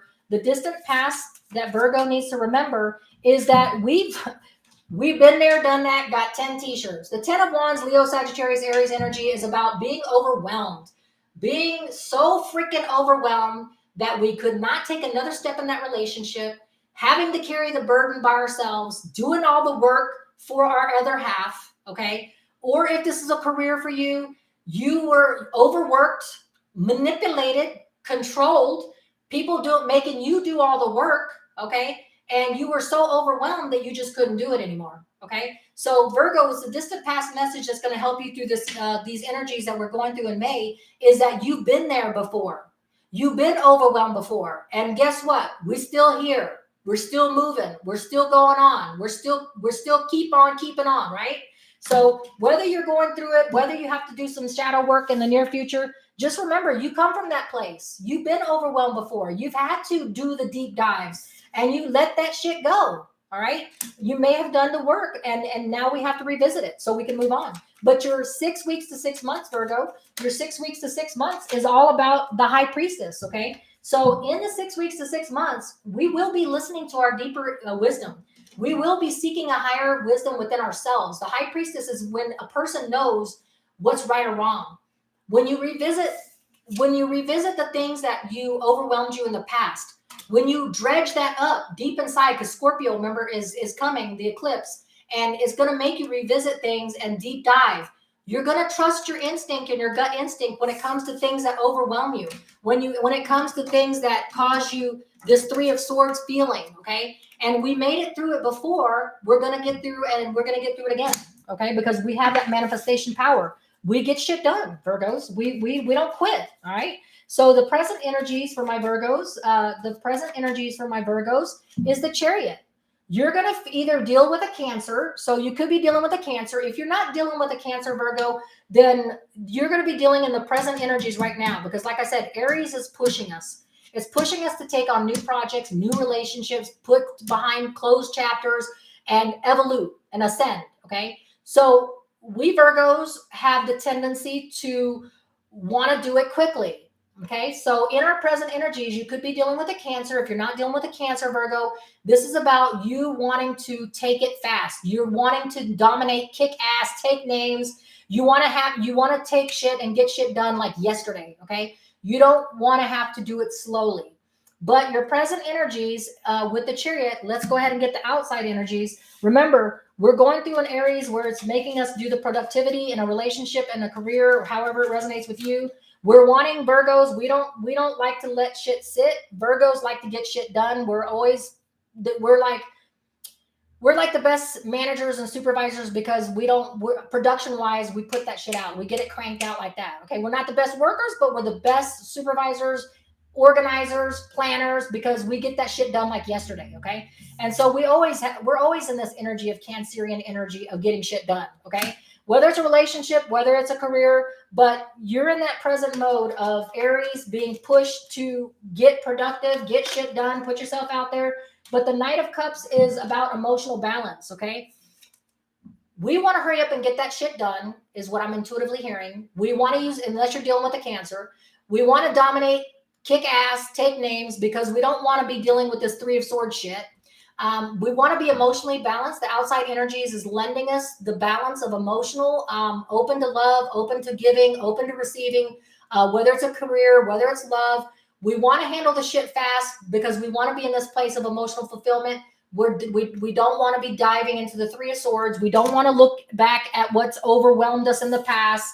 We know we always trust our gut instinct, but we want this Empress. We want to be able to be in a place where we're abundant, where we're nurturing, where we have a potential for growth in this easygoing flow, okay? And not always being in work mode, Virgo. That's what we're trying to get away from. We want, in a relationship or career, we're trying to get to a good place. We're trying to get to a place where we don't have to analyze it, think about it. It just is, okay? It just is a relationship.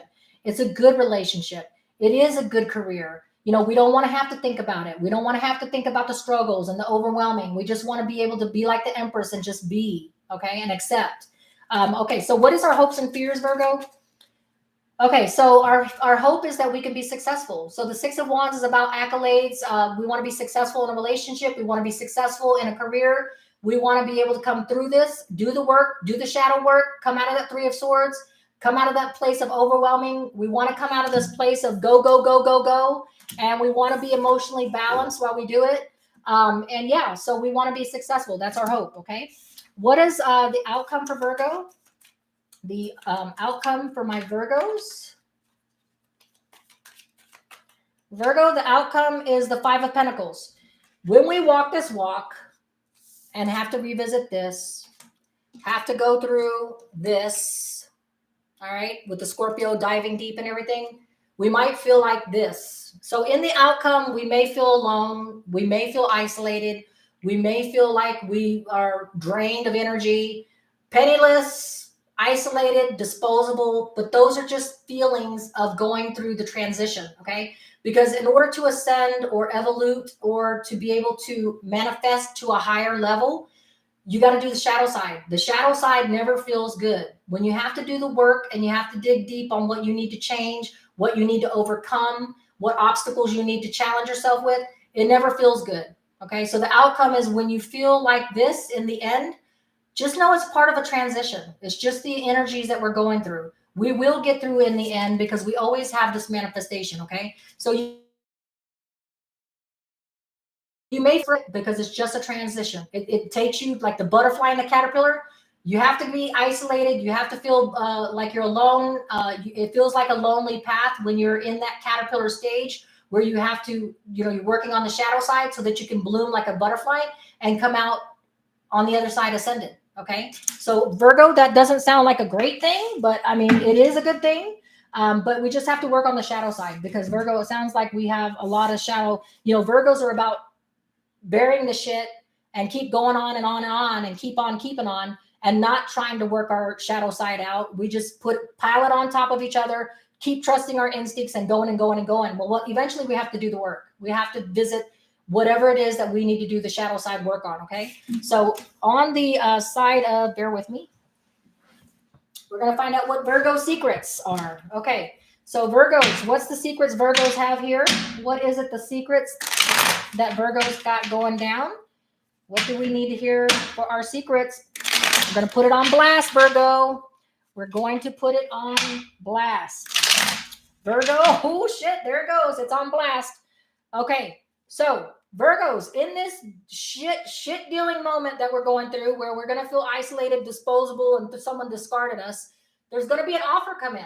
Okay, so once we do the work and everything, it's going to have a blessing on the other side. There's going to be an offer of love. There's going to be an offer of career. Whatever you have to do the deep work on, it's going to lead to an offer. Okay, so if that ain't a blessing, I don't know what is, right?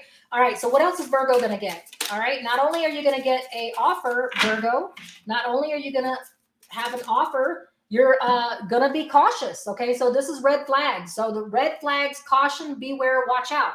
While we're doing the work, while we're deep diving with the Scorpio moon in May 5th, okay, where we have an eclipse, where it's causing us to go back and retroflect on what it is that we need to work on our shadow side. We're going to have an offer. Watch for red flags when the offer comes in, because when you have options, when you have offers of love, of career, they're not always the best ones. So while you're in retroflect, while you're feeling insecure, because remember with the Five of Pentacles, you feel abandoned, don't take the first offer. You went through all that work to do the shadow work. Plan, look at the offers. And I think this offer card is where the High Priestess, in 6 weeks to 6 months, when you get that offer, you better look at your High Priestess and you better seek that deeper wisdom, that gut instinct that you have, because there may be red flags with this love or with this career. Trust your High Priestess. I think this is where this comes in. All right. One more card for Virgo. One more card for my Virgo. Okay, that landed on my arm. Oh my goodness, look at that. All right, so bad parenting. Okay, so I think Virgo, and I can't speak for all Virgos, I'm just speaking for myself as a Sun Virgo. When I think about bad parenting, because I have 3 adult kids, I have a 37-year-old, 34-year-old, and a 24-year-old. I don't feel like I was bad parenting. Maybe everybody can think and want to have been a better parent. But I'm going back to my past where I had trauma and I had drama from one of my parents, okay, which gave me a lot of trauma. So in this reading, this could be reflecting on me trusting my spouse, if it's a love, if it's career, trusting that I'm putting in my best efforts. Whatever trauma that you came away from your past, maybe you were abused physically or emotionally. Sometimes you have to visit that trauma to remind you of where you are today, what accomplishments you have done today. And if there's something that is an obstacle that dredges up in the Scorpio, where you have to deep dive so that you can ascend, so you can evolve, so you can become that butterfly, do the shadow work. If it's something that's from your past, if it's bad parenting, fear, hate, trauma, whatever was brought upon you, whether you're doing it or whether you received it, work on that root, okay? Because when you work on that root, it's going to help you ascend. Forgiveness is key to everything. So if it was a relationship, if it was something that, career, whatever it is, work on forgiveness. Forgiveness is key, because when you surrender and you forgive, it lifts that pain and suffering and anguish from you. Okay, it lifts your suffering and allows you to be the better person, and it allows you to do the shadow work so that you can ascend. Because you can't ascend if you're drudging anger, hate, bitterness, from anything that had to do with your parenting or your childhood. Okay, childhood trauma, drama, how you were treated when you were a child.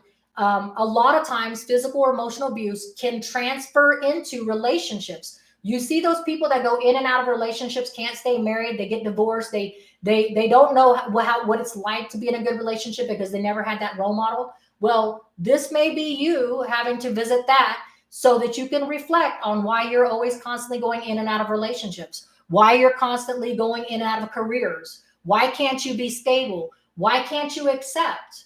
Okay, why can't we be patient? Why can't we forgive? Why do we have to come from a place of negative? Why can't we come from a place of positive? Because maybe that's something that you have never had in your past, so you don't know how to come from that place. And that's what this Scorpio the deep diving and the solar eclipse in the eclipse in Scorpio, not solar, lunar eclipse in Scorpio is making you it's making you deep dive and do the shadow work. It's making you go back and think about things that are holding you back. Love, anger, passion, whatever it is that's holding you back. That's what you got to do the work on. Okay. So Virgos, much love to you. We will be going through it. It looks like here, but luckily I have my Aries moon to help me through it, because that will help me through these things. But if you don't have Aries moon, I'm sure that you'll work it out. Just be patient with yourself, love yourself, and forgive yourself. Okay. And work on that, whatever trauma that you have holding you back in a relationship, career, focus on it, think about it, dive into it, analyze it, because that's what Scorpio lunar eclipse is asking you to do. All right. That's what the Scorpios do. They're very deep thinkers. They're very mysterious, and they do the work. They very much do the work. All right. They're detectives too. All right. So Virgos moved on. We're going to Libra. What is it my Libras have in store for them in May? Libra, what do we have in store for you in May? My Libras, my Librians, what do we have for you, Libra? Let's see what we got going on for Libra. 2 more shuffles, Libra. Much love to my Librans out there. I am a Libra rising, so this could be my story too. A lot of stories here playing out. All right, Libra. That's not even a good one. All right. One more. All right, Libra. What is it that my Libras have for a message for them in May? All right. So you're going to have strength. You could be dealing with a Leo. So if you're dealing with a Leo, then you're dealing with a Leo, and that's your main message. If you're not Libra, then you're going to have strength during these energies. Okay. In the month of May, you may need some strength, and you may get it from a Leo. Your obstacle, though, is the Queen of Swords. Libra, you are a Libra, Gemini, Aquarius. The Queen of Swords is you being in your element. I feel like this message to me is that the obstacle is that you need to come from an emotional place, okay? So Libras, I'm a Libra rising. Sometimes we cut out the people, places, and things, and we're too quick on using facts and logic. So if Libra, your obstacle is you, and this is you being your own obstacle, and maybe you are dealing with a Leo, or maybe not, maybe you need strength, but maybe your message is that you need to come from an emotional place and not a cool, aloof, factual, logical place, okay? Because emotions, if that is your weakness, you may have to face that when Scorpio asks you to deep dive with that eclipse, okay? Also, Libra, what is your recent past? Your recent past, Libra, is that 9 of Cups, okay? So just like Virgo, 9 of Cups is manifestation. It's working on what it is that you want in your life, what you want to bring to your life, what you have hopes and of gaining, manifestation. Okay. So just like Virgo, you in the recent past have been working on your manifestation, bringing in the shit that you want, bringing in the love, bringing in the career, whatever it is that you've been manifesting. Okay. But remember, your obstacles don't come at it from a factual, logical place. And so Libra, I'm telling you to do the opposite of what I was telling everybody else, to come from a factual, logical, and plan your steps. I feel Libra, you need to come from it at an emotional aspect. You need to come at it with an openness for love, an openness for receiving and giving love, coming from an emotionally balanced place, and not using your element of cutting things and people, places, and things that don't suit you. You need to be in a more emotional balance, okay? A more emotional state. Because the near future, Libra, I have the Temperance. Temperance is about, if you're not dealing with a Sagittarius, Libra, Temperance is specific to a Sagittarius. If you're not dealing with a Sagittarius in the near future, it's all about healing, taking the to being patient with yourself, taking the time to heal yourself, taking the time to balance yourself, and just being patient in general. Okay. This is someone doing the work to heal themselves. They've come out of a time where they've come from a place where either a break in a relationship, a break in a career, stress, overworked, overanalyzed. That could be why you need to come out of this overanalyzing critical period. Okay. You need to take the time to balance and heal. You need to take the time to be patient and balance yourself out. Okay. And I really hear strong healing. Take this time in the near future to be emotional, be in balance, work on yourself, work on your balance and healing. Okay. That's what I'm feeling really strongly for Libras. Okay. What is the distant past message for Libra? Distant past message for Libra Ace of Pentacles, okay? So your distant past message speaks of strong new beginnings and stability, abundance, firm foundation, permanent foundation. So I feel like you know what it's like to be abundant. You know what it's like to have new beginnings, new offers, okay, of stability, prosperity, and abundance. You don't come from a place of lack in the distant past, okay? Your 6 weeks to 6 months, Libra, is Page of Wands.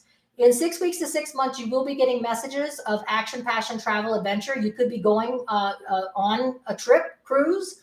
I see travel, and it could be something that you already know that you're going to be doing in 6 weeks to 6 month, Libra. But I feel like they're just messages, like you have an itinerary, like you're working on an itinerary, you're planning the future travel, but you will be getting messages about that travel or that adventure that you're trying to take, okay?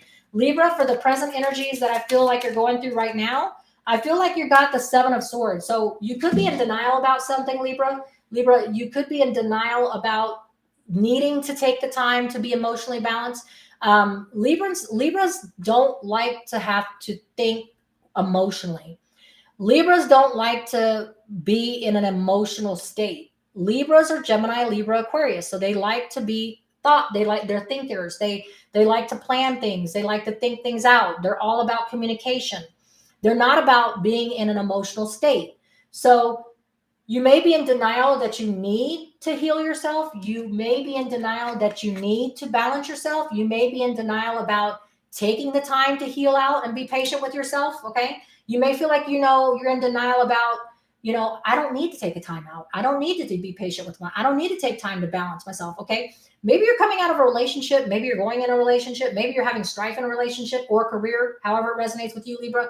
But I really feel like you're either in self-denial about yourself needing the patience and time and healing, and that's what I feel strongly towards.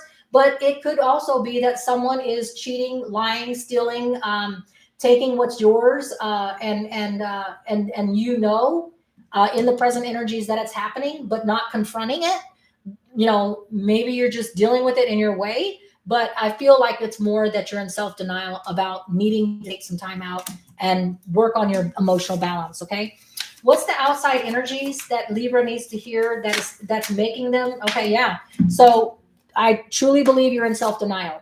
The reason why is because the outside energies that is lending for you in the Seven Swords, the reason why you're in this Seven of Swords mode of self-denial is because the outside energies is now giving you divine clarity and knowledge being brought by a person, place, or thing, but somehow you're getting clarity. Somehow your confusion is leaving you, and you're going to have to face that you're in self-denial about needing to be patient and taking the time to heal yourself. It could be coming out of a relationship. Maybe you're just like coming out of a relationship or career and you're telling yourself, no, I don't need to take time. I don't need to take time to heal. I'm just going to just throw myself back out there. Okay. But the divine clarity and divine spirit is giving you a message of clarity. It's clearing the cobwebs. It's making you face that you do need to face whatever you're in self-denial about. Okay.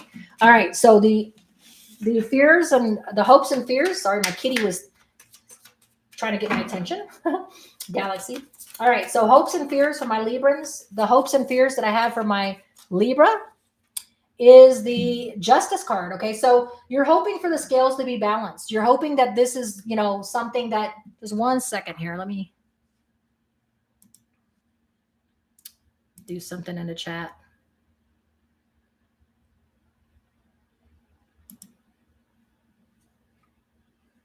Oh, there's my cat.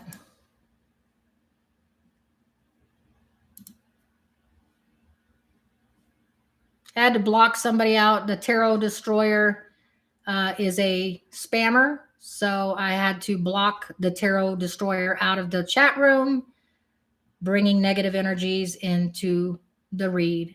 Okay. All right. So let me get my big, huge tarot cat off the table. Okay. So here we go. All right. So here we go. So I have the Justice card. So in the hopes and fears position here, I have the Justice card. So you're hoping that you can get a emotional balance. You're hoping that you can have a scale of where the scales are balanced. So you're hoping that if you have to face your fears, if you have to come from a place of where you're coming out of self-denial because you are getting the Ace of Swords, truth and clarity. You're hoping that the scales will be balanced, and you're hoping that that is where you're going to land, okay, with your balance of scales, all right? So if Michaela or Andy or anybody is in here, if you could go ahead and block the Tarot Destroyer, so that they're not in the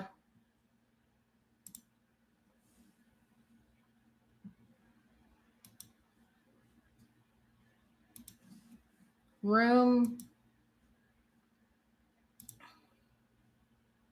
All right, there we go. All right. So when you see people like that spamming the Tarot Destroyer, please put them and remove them from the channel, or block them, or delete them, remove them, whatever you got to do, please. All right. Okay. So so your hopes and fears, Libra, is that you're going to be balanced with your scales. You're hoping that you're going to be able to, justify and have an equality of, because Libra is all about fairness. Libra is about, if I have to face this, if I'm getting divine clarity so that I can work on not being in self-denial, then I want to at least hope that it's going to put me in a place where the scales are balanced, that there's equality, there's fairness, okay? Because Libra is all about fairness. What is the outcome that I have for my Librans? What is the outcome that I have for my Libra? I have the 10 of Cups, okay? So if you do the work, if you're patient with yourself, if you take the time to heal, if you take the time to acknowledge that you don't always need to come from a place where you're cutting people, places, and things out, then you're going to be able to get your happily ever after, because you're putting, where you put your focus and attention to, where you put the work at, is what you achieve, what you accomplish, okay? So Libra, maybe for you, it's all about working on your emotional side, acknowledging things that are in the shadows, and things that we need to face ourselves to do the work. But yeah, if you do the work and you face whatever it is that you're in denial about, and it comes from an emotional aspect, so this may be a relationship, it may be a career, but whatever it is, it's coming from an emotional aspect that you have to work out, okay? So let's go ahead and get the secrets card for my Libras. What is it that my Libras need to know? All right, Libras, what secrets do my Libras need to know? Oops, sorry. All right, so Libra, what messages do Libra need to know?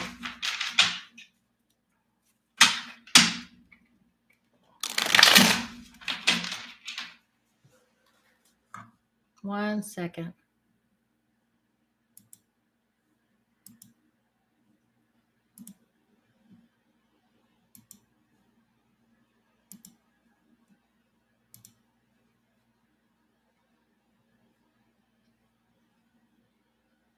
Can't have these spammers. So if you hit the little 3 buttons like on the Tarot Destroyer's name, if you go to the right of it and you hit those 3 dots, you can remove it, put that person in timeout. You can hide them. Those are the buttons that you want to push to get rid of this spammer. Okay. All right. So Libra, what do we have for secrets for my Libras? Sorry about that. You always have somebody trying to bring some negative energy. All right, so here we go. Just ignore the Tarot Destroyer. If you can't get rid of them, just ignore them. Don't feed into their energy. Okay, they don't bother me. So if they don't bother you, just let them spam if they want to, because it's definitely as long as you don't put your focus on them, and their negative energy can't affect you. Okay. All right. All right, so what does Libra need to know for their secrets? What secrets does Libra need to know? All right. One more shuffle. All right, secrets for Libra. All right, Libra, the secrets that you may need to face is illusions, fake, phony, not what it seems, okay? So, gosh, this really resonates. The 7 of Swords is about sneaky, phony, fake-ass people, people that mean you harm, cheat, steal, lie, whatever it is they do. And this one is about illusions. So you may not need to use the Queen. Your obstacle is the Queen of Swords. You may not, or you may need to cut things and people, places out of your life. So that obstacle with the Queen of Swords may be the opposite. Maybe you do need to use that sword to chop things out. because the first card you got was illusions. Are you in self-denial, or is it someone that's being fake, phony, deceiving you? Okay, so that's what I have there. So the second card that I have for Libra, okay, is the card of lust. Okay, so maybe somebody's in it to win it in a wrong way. So maybe this relationship, or maybe it's a career, maybe it's a relationship at your career workplace, okay? But for some reason, there's something that either you're in a toxic situation where you're stuck with something because you lust after it. Maybe you're in self-denial because you have lust after something.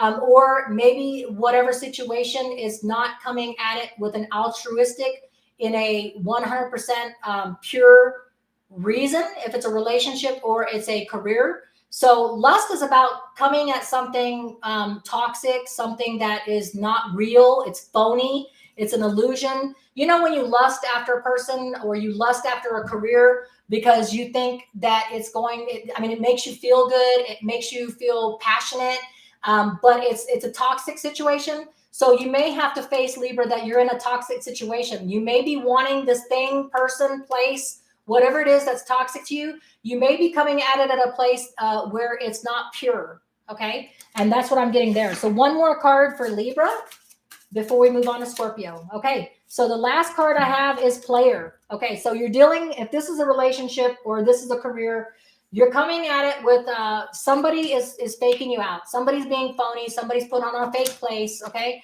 Somebody is coming at you or making you feel lust so that they blind you.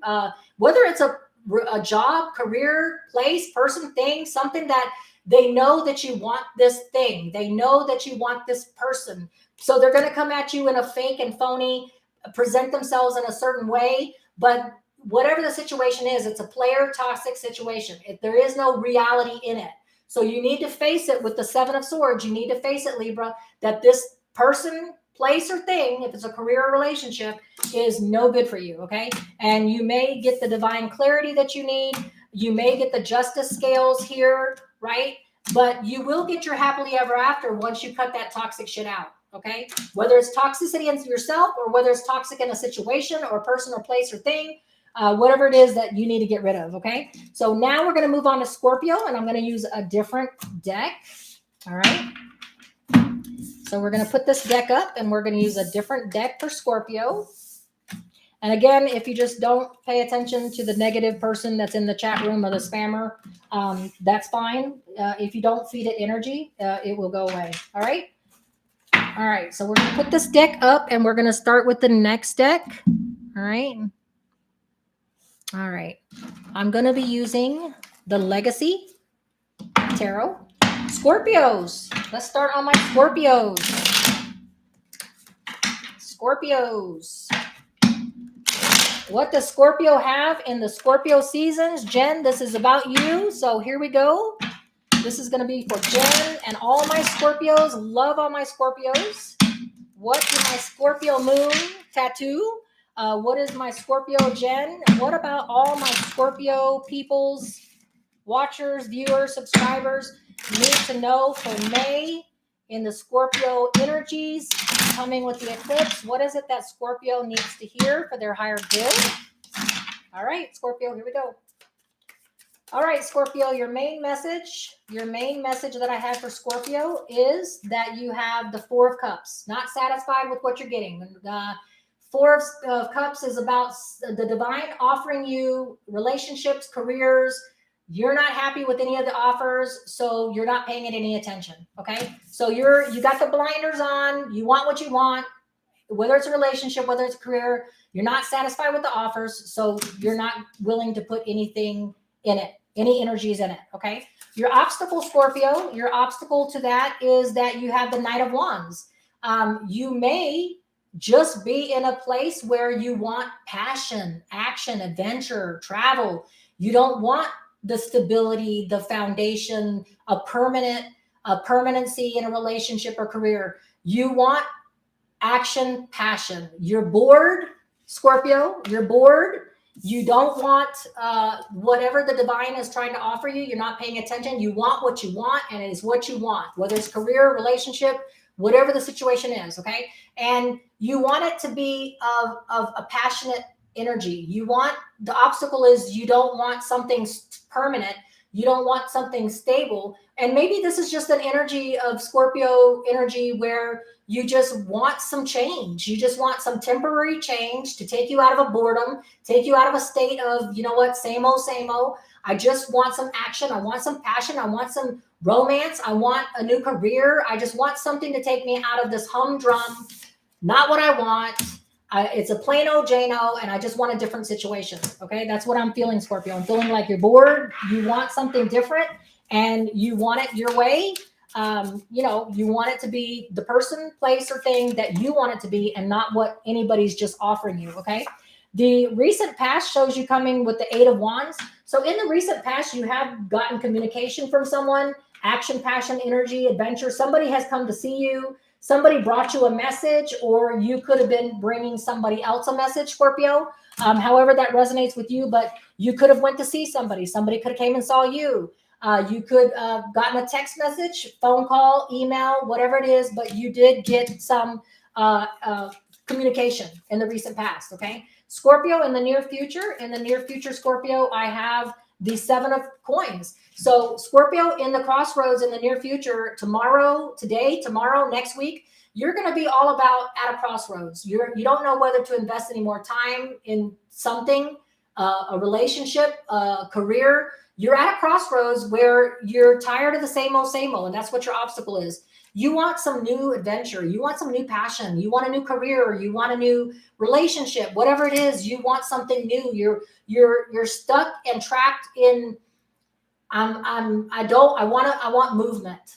I want something different. Okay. Whether it's a relationship or career. I don't know if I want to invest any more shit or any more time or any more of my efforts or any more of my energy in a relationship or career. That's the way you're at right now. Okay. The distant past message, Scorpio, the distant past message that you need to remember, Scorpio, is the fact that, yeah, you come from a place where you're used to staying in it to win it. Okay. So Scorpio, you don't give up. You're not a quitter. That's what I'm hearing. Okay. Intuitively, I hear that you're not a quitter. You're in it to win it. You stay the course, but you're tired of it. Okay. The distant past message tells me that you are a person that stays the race. You're the one that finishes the ninth. You're in the ninth inning in the baseball game. You got one more inning to go. You're in a marathon. You're at the last lap. Okay. You don't quit. You stay in it. You endure it. You take all that it has to give, even if it's overwhelming, because you just don't quit, Scorpio. You're not a type of person that will give up on something. But your obstacle is that you want something new. You want something passionate.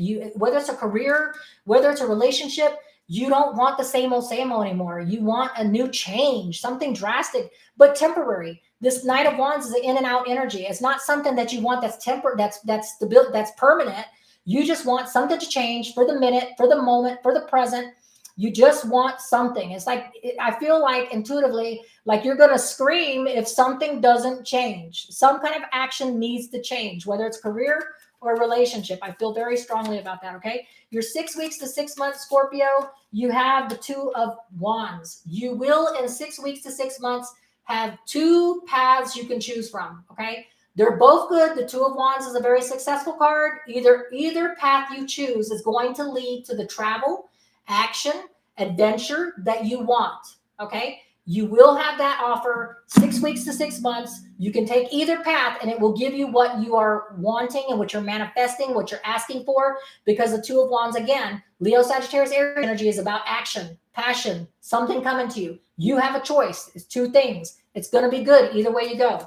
Your present energy, Scorpio, your present energies is the Death card. Okay. This is you, Scorpio. The Death card is specific to a Scorpio. So I can't say in the present energies, you're in your own element. Okay. But what I can say is, Scorpio, in your present energies, you're about closing out chapters. You're about closing out and putting behind you, so that if you don't close the chapters in a book, if you don't close out something that no longer serves you, no longer fulfills you emotionally or career-wise, however you want to take this, if you don't put something behind you and you don't put a death to it, you're not going to get a new beginning. Okay. You can't have a new divine beginning in love or career if you're not willing to put something to rest. Okay.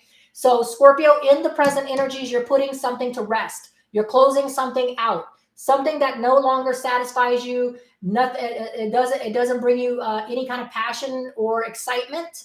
And that's what you want right now. You want passion, excitement, a new beginning. And you can't have it unless you put it, whatever it is, to rest. So Scorpio, you're closing the chapter on something so that you can have a new beginning. The outside energies that is assisting you in that, Scorpio, is the 5 of Swords. You're going to speak your truth. You're going to speak your peace. This is Libra, Gemini, Aquarius energy. And it's about, look, this is going to be something that somebody's not going to want to hear. Okay. This is you, Scorpio, saying, you know what? I don't feel for you anymore. I don't want to be here anymore. This job sucks. The pay sucks. I'm stuck. I'm trapped. I don't want to be here anymore. And someone is not going to want to hear that. Okay. The 5 of Swords is speaking to your truth. It's getting things off your chest. It's going to lead to a closure because I don't care about you. I don't know about you. I mean, not care about you, but I don't know about you. But if somebody tells me they don't want to be with me no more, or somebody tells me they're just not feeling nothing for me no more, or they're just not that into you anymore, or if it's a career and I'm your supervisor or manager and you tell me, look, I'm done with your shit, I don't want to be here no more, I'm going to be like, okay, well, let me fix that for you, right? So you're going to be speaking your truth. Someone's not going to want to hear it. This is blunt communication of getting something off your chest that somebody's not going to want to hear. It's harsh, blunt communication. It's going to put an end to something, Scorpio, that you need to close out in order to get that new travel, action, adventure, passion, whatever it is that you're lacking, okay? Because this could be career or it could be relationship, okay? All right, so what is your hopes and fears, Scorpio? Your hopes and fears is that you have a reason to celebrate. The 3 of Cups could be a 3-party card, but I don't feel like that's what you're going through, Scorpio. I don't feel like you got a 3-party event going on. I feel like you're hoping that after all is said and done, at the crossroads with something that you're not happy with, that you want something new, you don't want the same old, you put a close after you speak your truth, and you're hoping that you will be able to celebrate that you're taking the right action, okay? That you're taking the right action. This is 3 people coming together, your friends, your buddies, your family, whoever it is to you. 3 people celebrating not a promotion, not a new love, not anything like a celebration for a reason like marriage or, something like that, or promotion. This is 3 people coming together that's just celebrating life, that says, fuck it. You know what? Nothing changed. I didn't get a promotion. I didn't get married. There's really no reason why me and my buddies are here celebrating and have a good time, except for we just appreciate what we have. We appreciate it. It didn't take a reason to bring us together to celebrate. We're just appreciating life, okay? Not for a reason, but just because we want to celebrate, okay? And so that's what you're hoping for. You're hoping for, no matter what comes and goes, no matter what happens with closing out a chapter or starting something new, you're just hoping that you have a reason to celebrate, just for the sake of celebrating, just for appreciating what you do have in life, okay? Your outcome, Scorpio, your outcome I have is the 3 of Wands and the 5 of Coins. All right, so on your journey to whatever it is that you want that's new and shiny and something that's going to bring you temporary satisfaction, Scorpio, be careful, because that road can end up being lonely. Before you get to the place where you have the 6 weeks and 6 months, where you have the 2 paths to choose, anytime you put to end a final chapter, it may make someone else or you feel lonely, abandoned, isolated, left out in the cold. Because, whenever we close out a relationship or a career that we've been invested in, you go it alone. When you close out something, you go it alone. And that road can be lonely, scary. It could be feeling like you're isolated, left out in the cold. You could leave somebody else feeling this way if it's a relationship. But whatever it is, be careful, because karma, make sure that you do it on the right way and a kind way, because you don't want to end something with the blunt communication, speaking your truth, and cause somebody some karmic suffering. Okay, that's what I get out of that, Scorpio. Okay, so be careful with your words. There's nothing wrong with speaking your truth. There's nothing wrong with getting something off your chest, but do it in a kind manner, with love and coming from a place of unconditional love. Because if you don't, then you're creating karma, which may in turn come back to bite you in the ass. later on.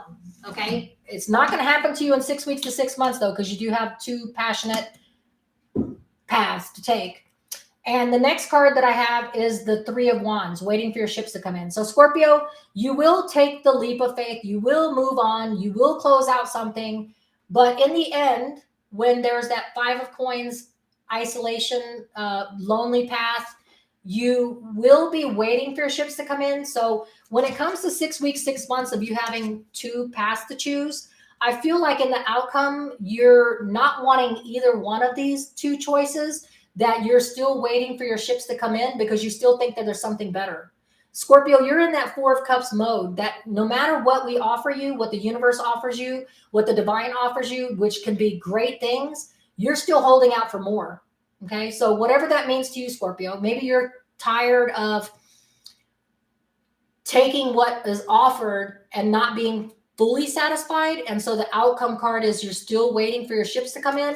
And it's going to be a lonely wait. It's going to be an isolated wait. You're going to feel isolated at times in the outcome, but eventually you will wait for the right path to choose. Okay. So let's get the secrets going for Scorpio. So Scorpio, you are choosing to close something out.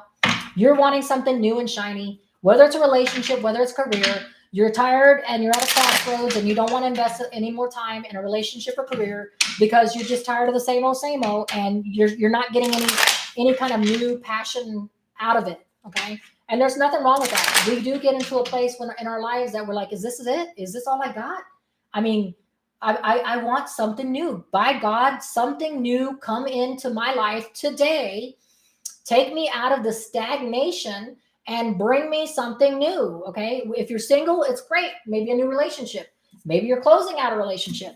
Maybe you have to speak your truth. I don't feel for you anymore. I don't love you anymore. If it's a career, then you're doing the same thing. You're closing it out. You don't feel it no more. You're not wanting to wake up and face the day anymore because you're doing the same old shit and it's just not getting you any kind of passion and drive in your career. So however this resonates with you, Scorpio. All right. So let's find out the secrets for Scorpio. All right, Scorpios, what kind of secrets do we have in up your sleeve here? All right, Scorpio, the first thing that I get for your secrets is sad.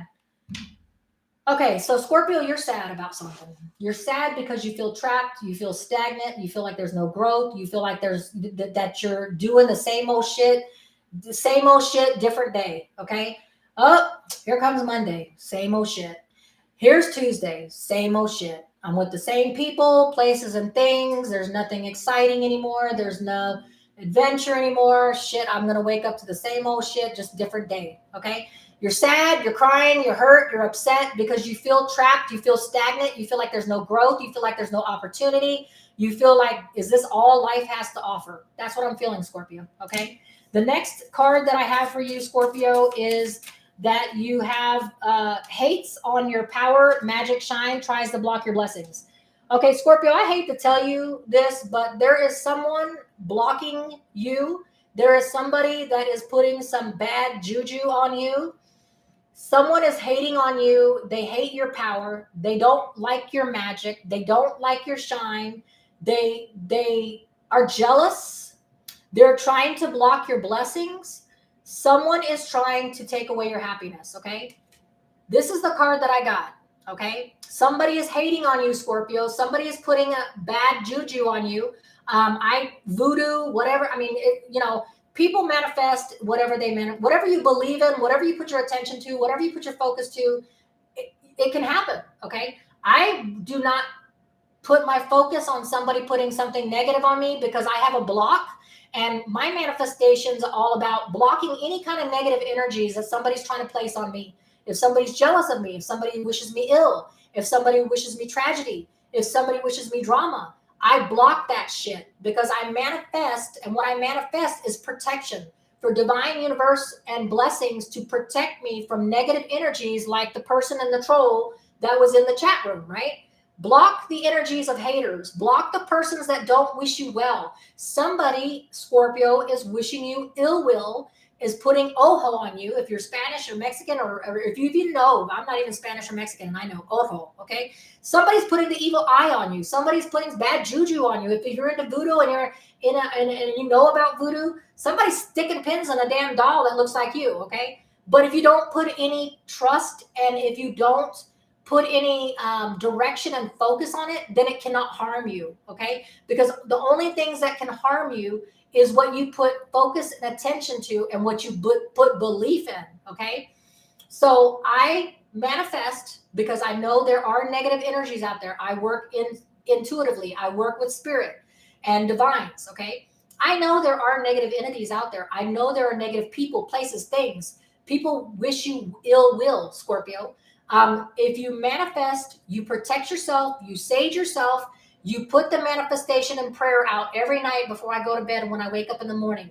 Divine spirits and guides, Archangel Michael, God, divine spirit and source, please protect me from the negativity of persons, places, things that someone would put on me. Please do, protect me in the name of Archangel Michael. That is the prayer of the protector. In the name of God and Jesus, amen. Source, whatever it is that you believe in, okay? If you do the protection prayer, if you manifest protection every single day, and even if you just don't put any beliefs in it, you yourself. But Scorpio, somebody is crying, hurt, upset. Somebody's wishing you ill will, if not sticking pins in a needle in a voodoo doll, okay? And the last card that I have for you, Scorpio, don't let this person take your power, Scorpio. If you have to sage yourself, if you have to say a Archangel Michael prayer tonight, whatever it is to protect yourself, don't give up, don't quit, because somebody is wanting you to quit. Somebody wants you to quit. Somebody wants you to give up. Somebody doesn't want you to succeed, Scorpio. Somebody doesn't want to see you happy. Somebody doesn't want to see you progress in a relationship, in a career, because they sad, they're hating, they're upset, they're hurt, they're trying to block your blessings. Look at that shit. All right, Scorpio? And Scorpios, you are the people that, when you think about Scorpios got their shit together. Scorpios are deep thinkers, they're mysterious, but they attract, okay? Everybody wants to love a Scorpio, be with a Scorpio, have a Scorpio friend, whatever it is, because Scorpios are magnetic, okay? And you're going to bring about people that hate on you because you're magnetic, okay? So you spurn somebody's love. So you leave a situation and somebody's hurt or upset about it. So of course they're going to want to wish ill will on you, Scorpio, because it didn't manifest the way they wanted it to be. So Scorpios, you keep your protection around you. Don't give up, quit, because that's what the person wants from you. This person, whoever it is wanting you to quit. They're putting some bad shit on you, and they're hoping that you will not gain, but your future shows that you will be abundant, you will gain, you will have the two paths to take. You will have that stuff if you put behind you whatever it is that's holding you back, okay? But yeah, Scorpio, so yeah, you got a hater, all right? So Scorpio has a hater, and we are moving on. All right, Scorpio, I'm sorry to hear that. Somebody's got some bad shit on you. You got on somebody's nerve, or you scorned somebody. All right, so we're moving on from Scorpio to Sagittarius. You know what? I'm going to use a different deck after that bad juju shit.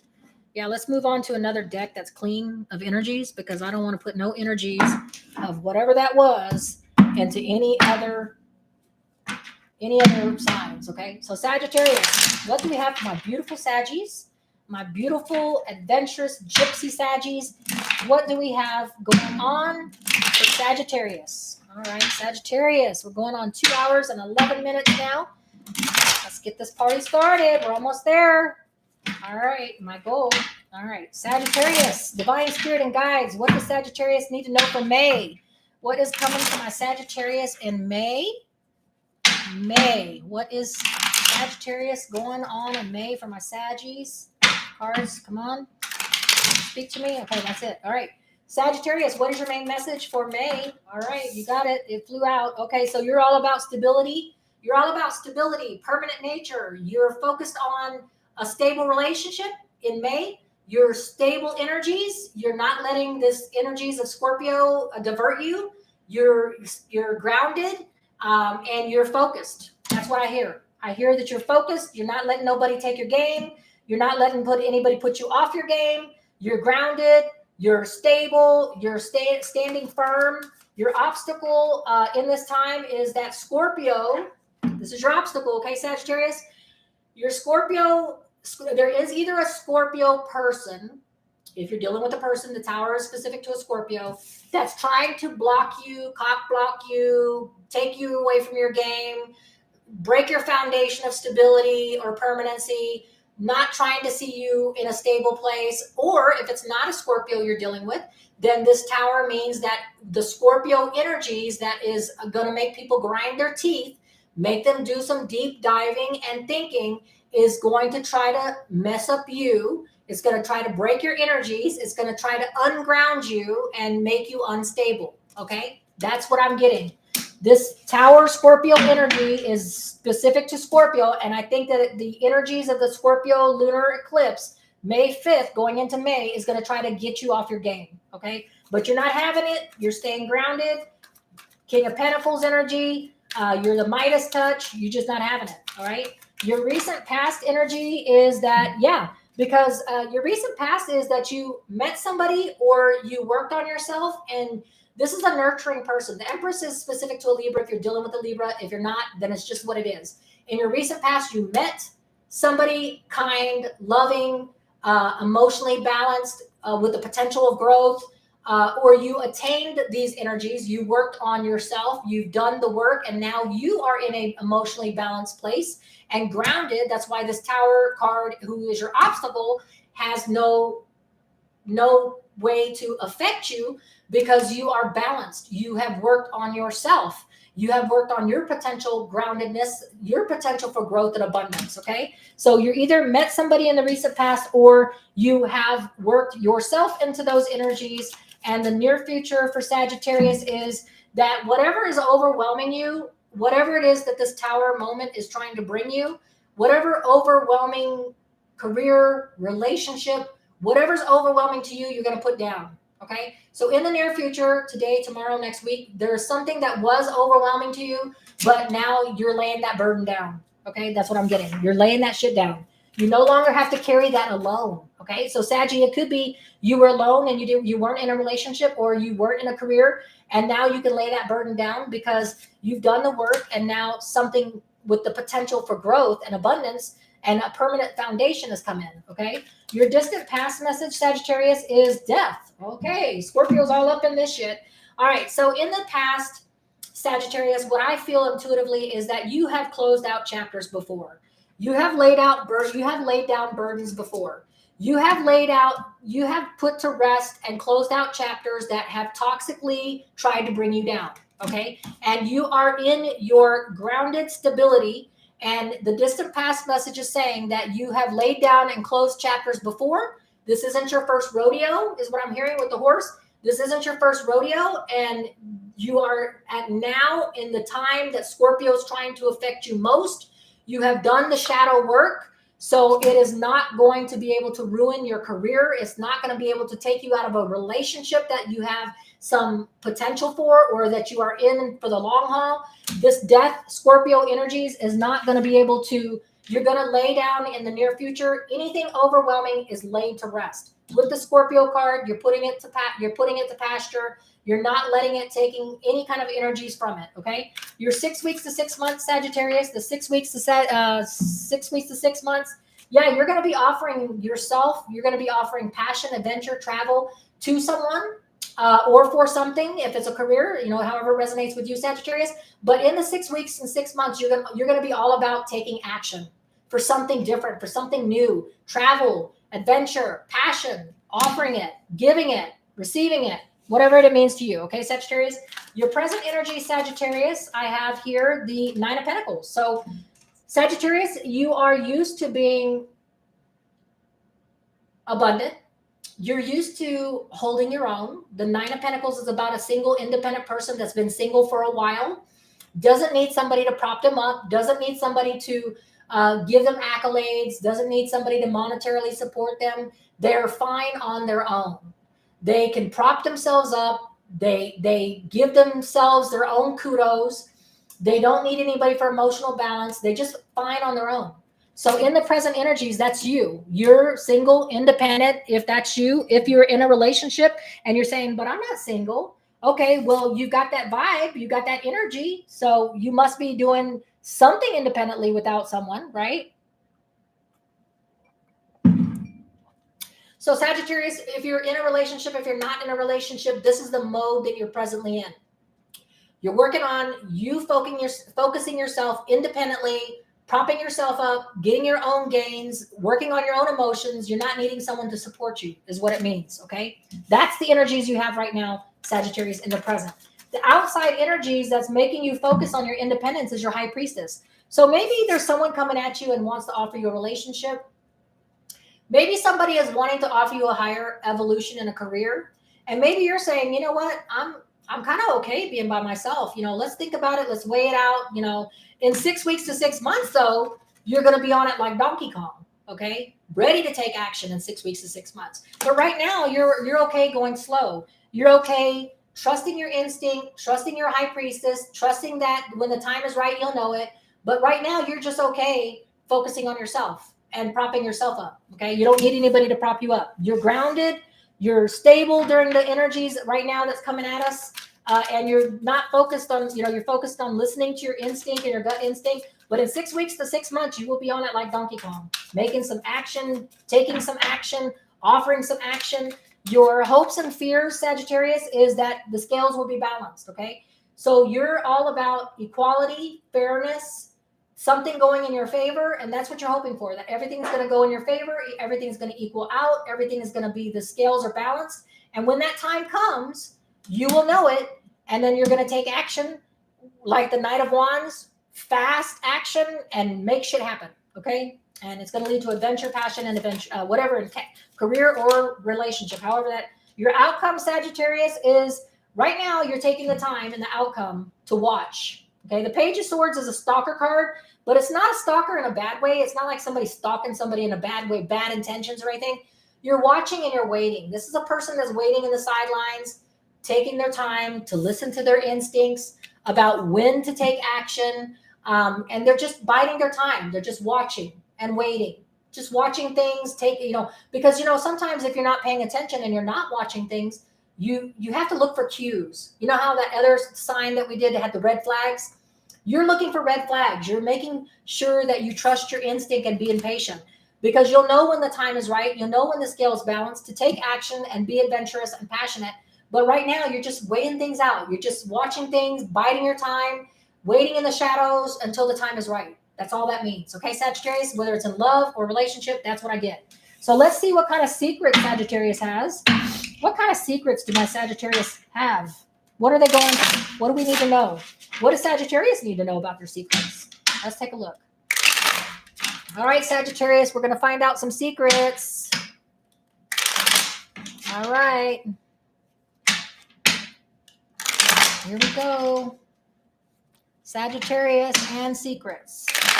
Let's take a look. All right. Welcome, honey. Honey Singh.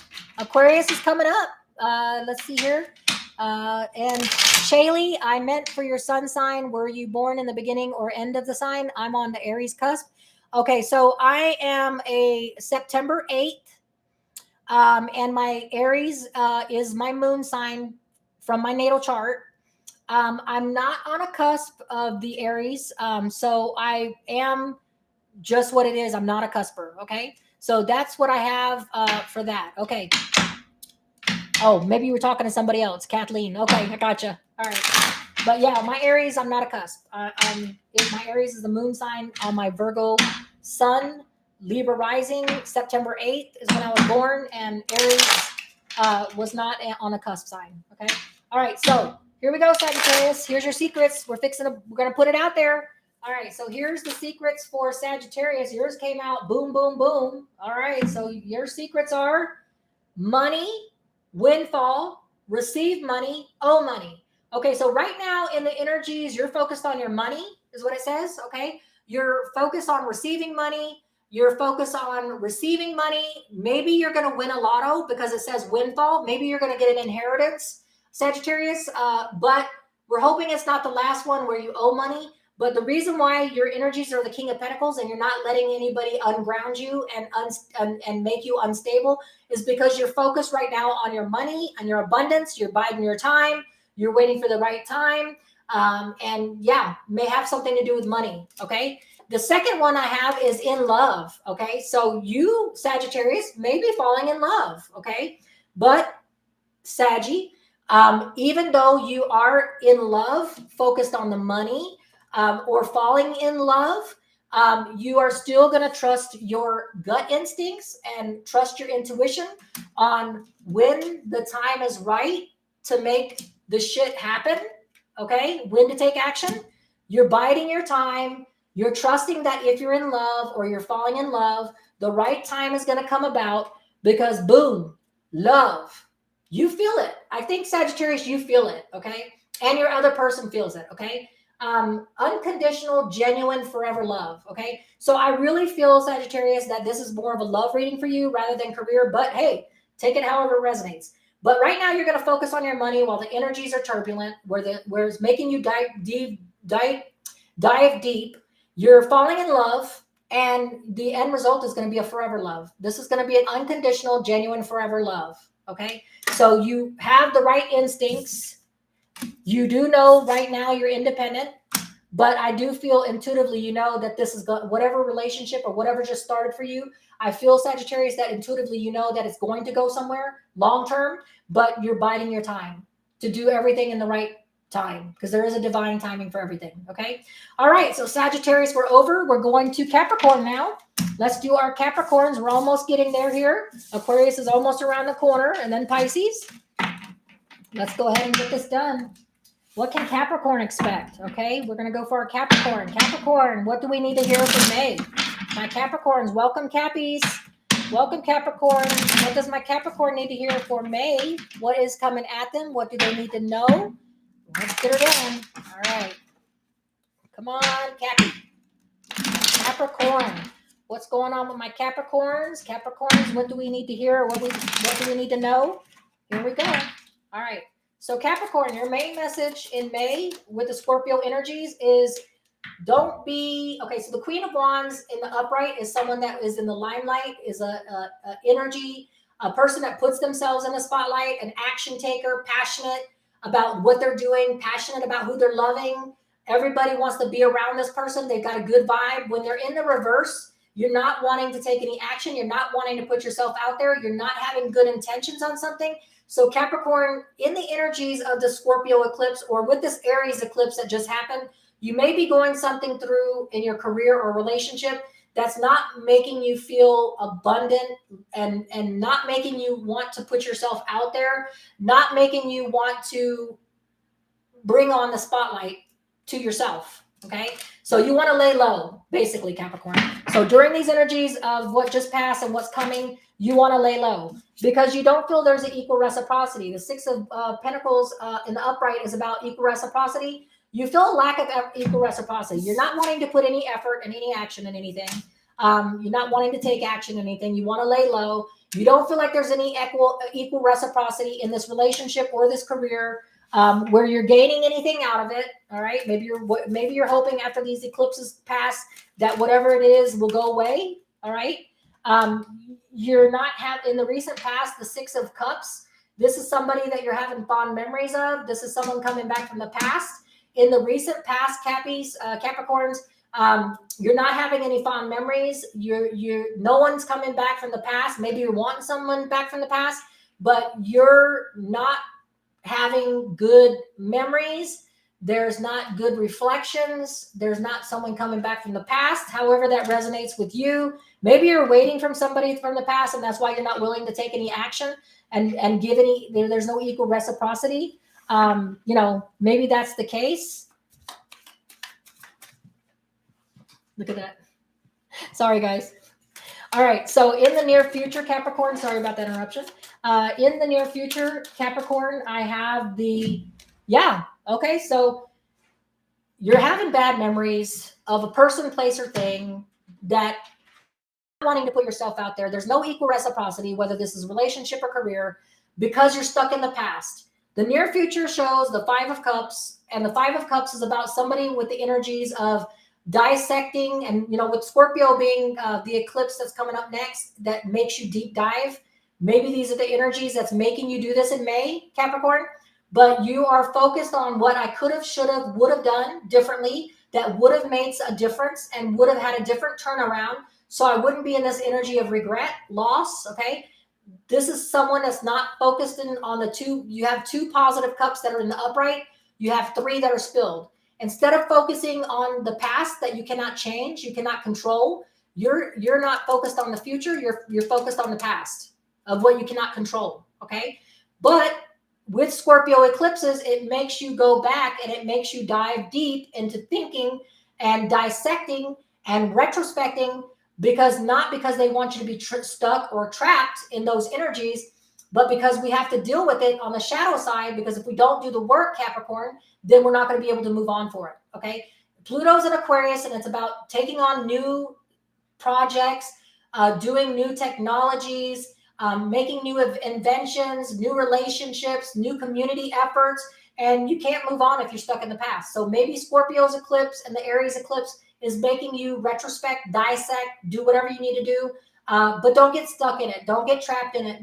Be able to move on, because you won't be able to change these energies into a positive thing until you have done the work. Okay, Capricorn? All right, so the distant past message I have for you, Capricorn, the distant past message I have is that the 2 of Cups in the upright is a twin flame soulmate connection, a karmic tie. So in the distant past, there may have been a breakup, a disassociation, a cut with somebody that was karmically tied. If this is a career, then you were in a position that you were karmically soulmated tied, and there was a break from it. Okay, so this is the good stuff. This is the good karmic tie. This is a good soulmate connection, and this is a break with one. Okay, this is coming out of a karmic situation. So maybe there was a past soulmate twin flame connection that you had a break from, or a cut from.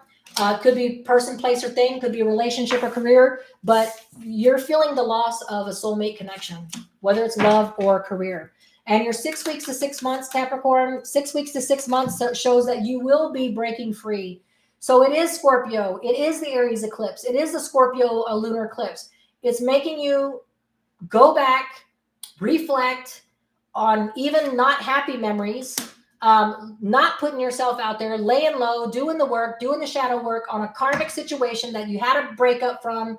But in the 6 weeks to 6 months, you'll be able to celebrate not an accomplishment, not a new relationship, not a new promotion, but just being blessed and appreciating where you are now.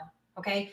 Being appreciative in the moment, Capricorn. Okay. That you're here, you've done the work, and you're here. Appreciating the blessings you have, Capricorn. Okay. The present energies for my Capricorn, the present energies I have is the King of Swords. Okay. The King of Swords in the upright is about someone that's a truth speaker, somebody that works in factual, logical seasons. This is an authority person. This is a person that's an authority figure, lawyer, judge, military person, somebody that shoots straight talker. Yours was in the reverse. In the present energies right now, you're not willing to speak the truth. You're not willing to use any factual, logical. You're not willing to cut shit out that you need to cut out that's toxic, persons, places, things. So whether you're going in a relationship that is just going like a train wreck, or whether it's a career that's a train wreck, you're not willing to put any truth into it and think factually and logically. You're focusing on the past, on the negative aspects of everything. And maybe that's just what you need to do with the Scorpio energies, because you do break free from it in 6 weeks to 6 months. You'll be appreciating the place that you're in then. Okay. And your outside energies that's making you not face the truth right now is the Four of Pentacles in the reverse. Four of Pentacles in the upright is about clinging to things, not putting an investment in something because of fear of loss. The energies that is trying to break you free is the energies the universe is giving you to break free from clinging to a non-investment. If you don't invest in something, you don't earn something, you don't gain anything. So the energies of the universe is trying to help you break free and come out of this lack energy, this energy of lack of manifestation. It's trying to bring you out of this not being able to use facts and logic to break you free from any untruths. Okay, is what I feel. And what is the hopes and fears for my Capricorn? What is the hopes and fears? You're hoping that you will, when your ships come in, that you'll have a good path to choose from. Okay. You're hoping when everything is said and done and you've done the retrospect, you've done the dissect of this relationship or career that you couldn't let go of, what I could have, should have done better, what could have landed me in a better position in a relationship or career. You're hoping that once everything dissects, and once you've retrospect and you've done the shadow work, that you'll be able to move on to a wait. This is the waiting for the ships to come in so that you can choose a better path. Okay, and it's always a positive card because those 3 wands are about taking action and adventure in a positive manner, so that you're hoping that after you do the work, that you'll be able to take a new path that will lead to abundance, prosperity, stability, relationship, career, whatever it means to you. Okay, Capricorn? Because in the outcome, you do have blessings. After you do the work, Capricorn, you're going to be divinely blessed with a permanent relationship, strong foundation. You will be offered a good career if this is career for you. Whatever this Ace of Pentacles, new beginning, divine, universally blessed option is for you, it's all about permanence. So if it's something that you're lacking in your relationship of a firm nature and you want a permanent relationship, Capricorn, this is you. This is us. This is the Virgo, Taurus, Capricorn energy. And it's about strong foundation, permanency, take you to the 50 years, whether it's love, relationship, career, whatever it is, the divine is blessing you in the outcome. Okay, so let's see what secrets Capricorn needs to hear. What is it that Capricorn needs to hear? And then moving on to Aquarius after that. All right, so here we go. Capricorn. What secrets is Capricorn hiding and not speaking the truth on? What is it that they need to hear for their higher good? What is it that they're denying, facing?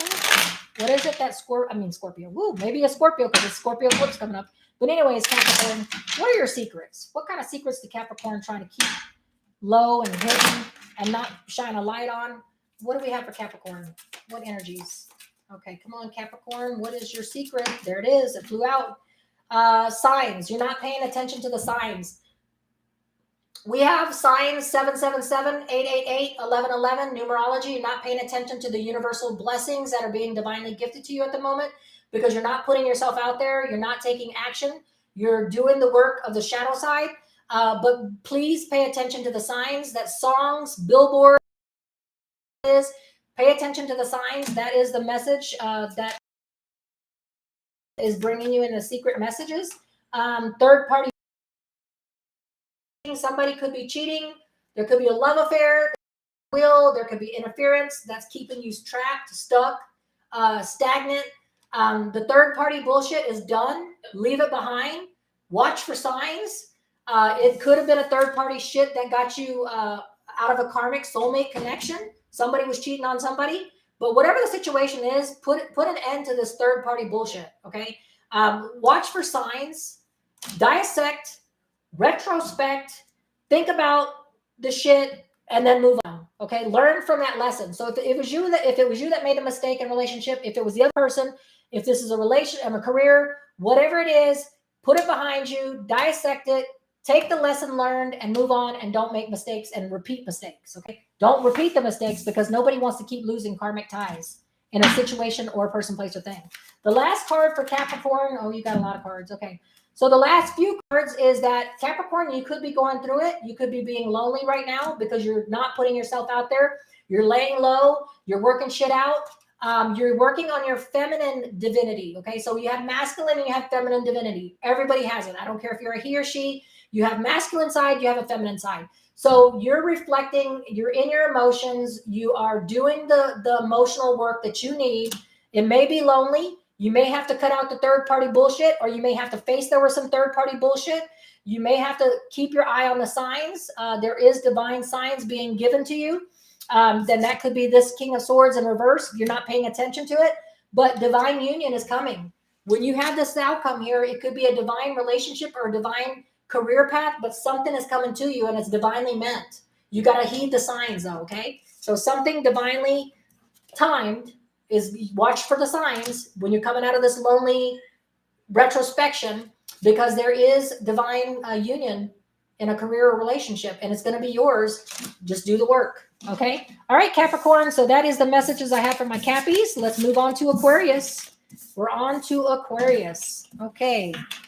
Aquarius, we are moving on. Sorry, guys, if it's taken longer than an aspect, but we did have a little spammer to take care of. Somebody that didn't want to go away, but we are not focusing our attention on it. We're putting this deck to the side, and we are now working on Aquarius with a new deck, okay? What does my Aquarius have to look forward to in May? What is Aquarius got coming to them in May? Aquarius, here we go. Aquarius. All my Texas people up late at night, I apologize. I know it's 10:30. If you have to go, you're fine. I can do it. But anyways, much love to you and much appreciation and blessings to you for staying. Okay, so here we go, Aquarius. We're putting all our energies and divine spirit and guides into what Aquarius needs to hear for their higher good in May. What is the messages of May for Aquarius? Okay, so Aquarius, we've got the energies. First card, you are universally supported. Whatever it is, relationship or career, the universe supports you and shit's going to go your way. All right. So that's a good thing to think about. So Wheel of Fortune, Wheel aside, Aquarius, you got shit going, good karma coming your way. What's the obstacle for this universe support? What is the obstacle? Probably the Scorpio eclipse going to come out. I bet you a Scorpio card probably pop out. All right. So you can't make this shit up, guys. I pulled out the card for Scorpio. Okay. I look at that. Divine Spirit and Guides told me that the universe is supporting Aquarius, but what is your obstacle? The freaking Scorpio card, the death card, closing chapters. Okay, so whatever it is that you're closing chapters on, whatever your obstacle is in a relationship or career, it's okay. All right, put that shit to rest. If you're dealing with a Scorpio and it's a relationship with a Scorpio, put that shit to rest. If it's a career, relationship obstacle, money obstacle, any kind of energy that's an obstacle, put that shit to rest. Scorpio eclipse is coming in and it's going to tear everybody a new butthole. Okay, we'll say it cleanly. Whether you're in it grounded like Sagittarius, who was the King of Pentacles, and the energy was he was holding his own, she was holding her own. Aquarius, you're going to be fine because the universe supports you divinely. Shit can come at you. Separation, closures can happen. It could be with a Scorpio, and you're going to be just fine. Okay, you can't make that shit up.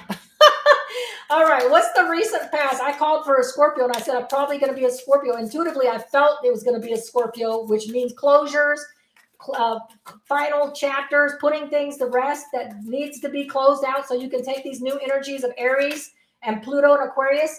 The recent past says communication came to you. So this communication may be what gave you the energies to close out what no longer serves you in love or relationship or career. The Eight of Wands is the energies of action, communication, travel. Somebody could have showed up on your doorstep. You could have had a personal messenger. You could have showed up on somebody else's doorstep. You could have been bringing them communication. They could have been communicating with you, email, text, phone call, whatever it is, communication in the recent past, yesterday, day before, last week, communication came.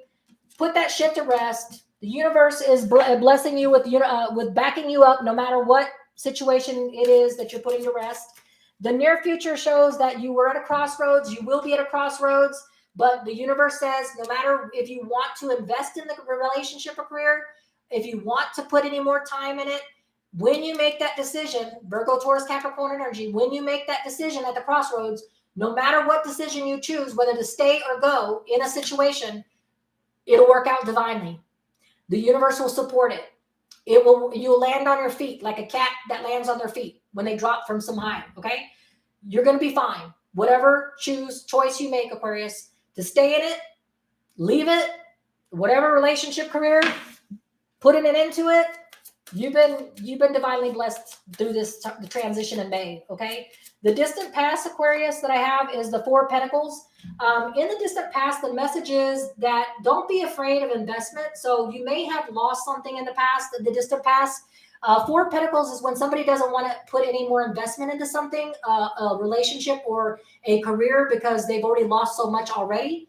They've already lost too much time. They've already lost too much material wealth.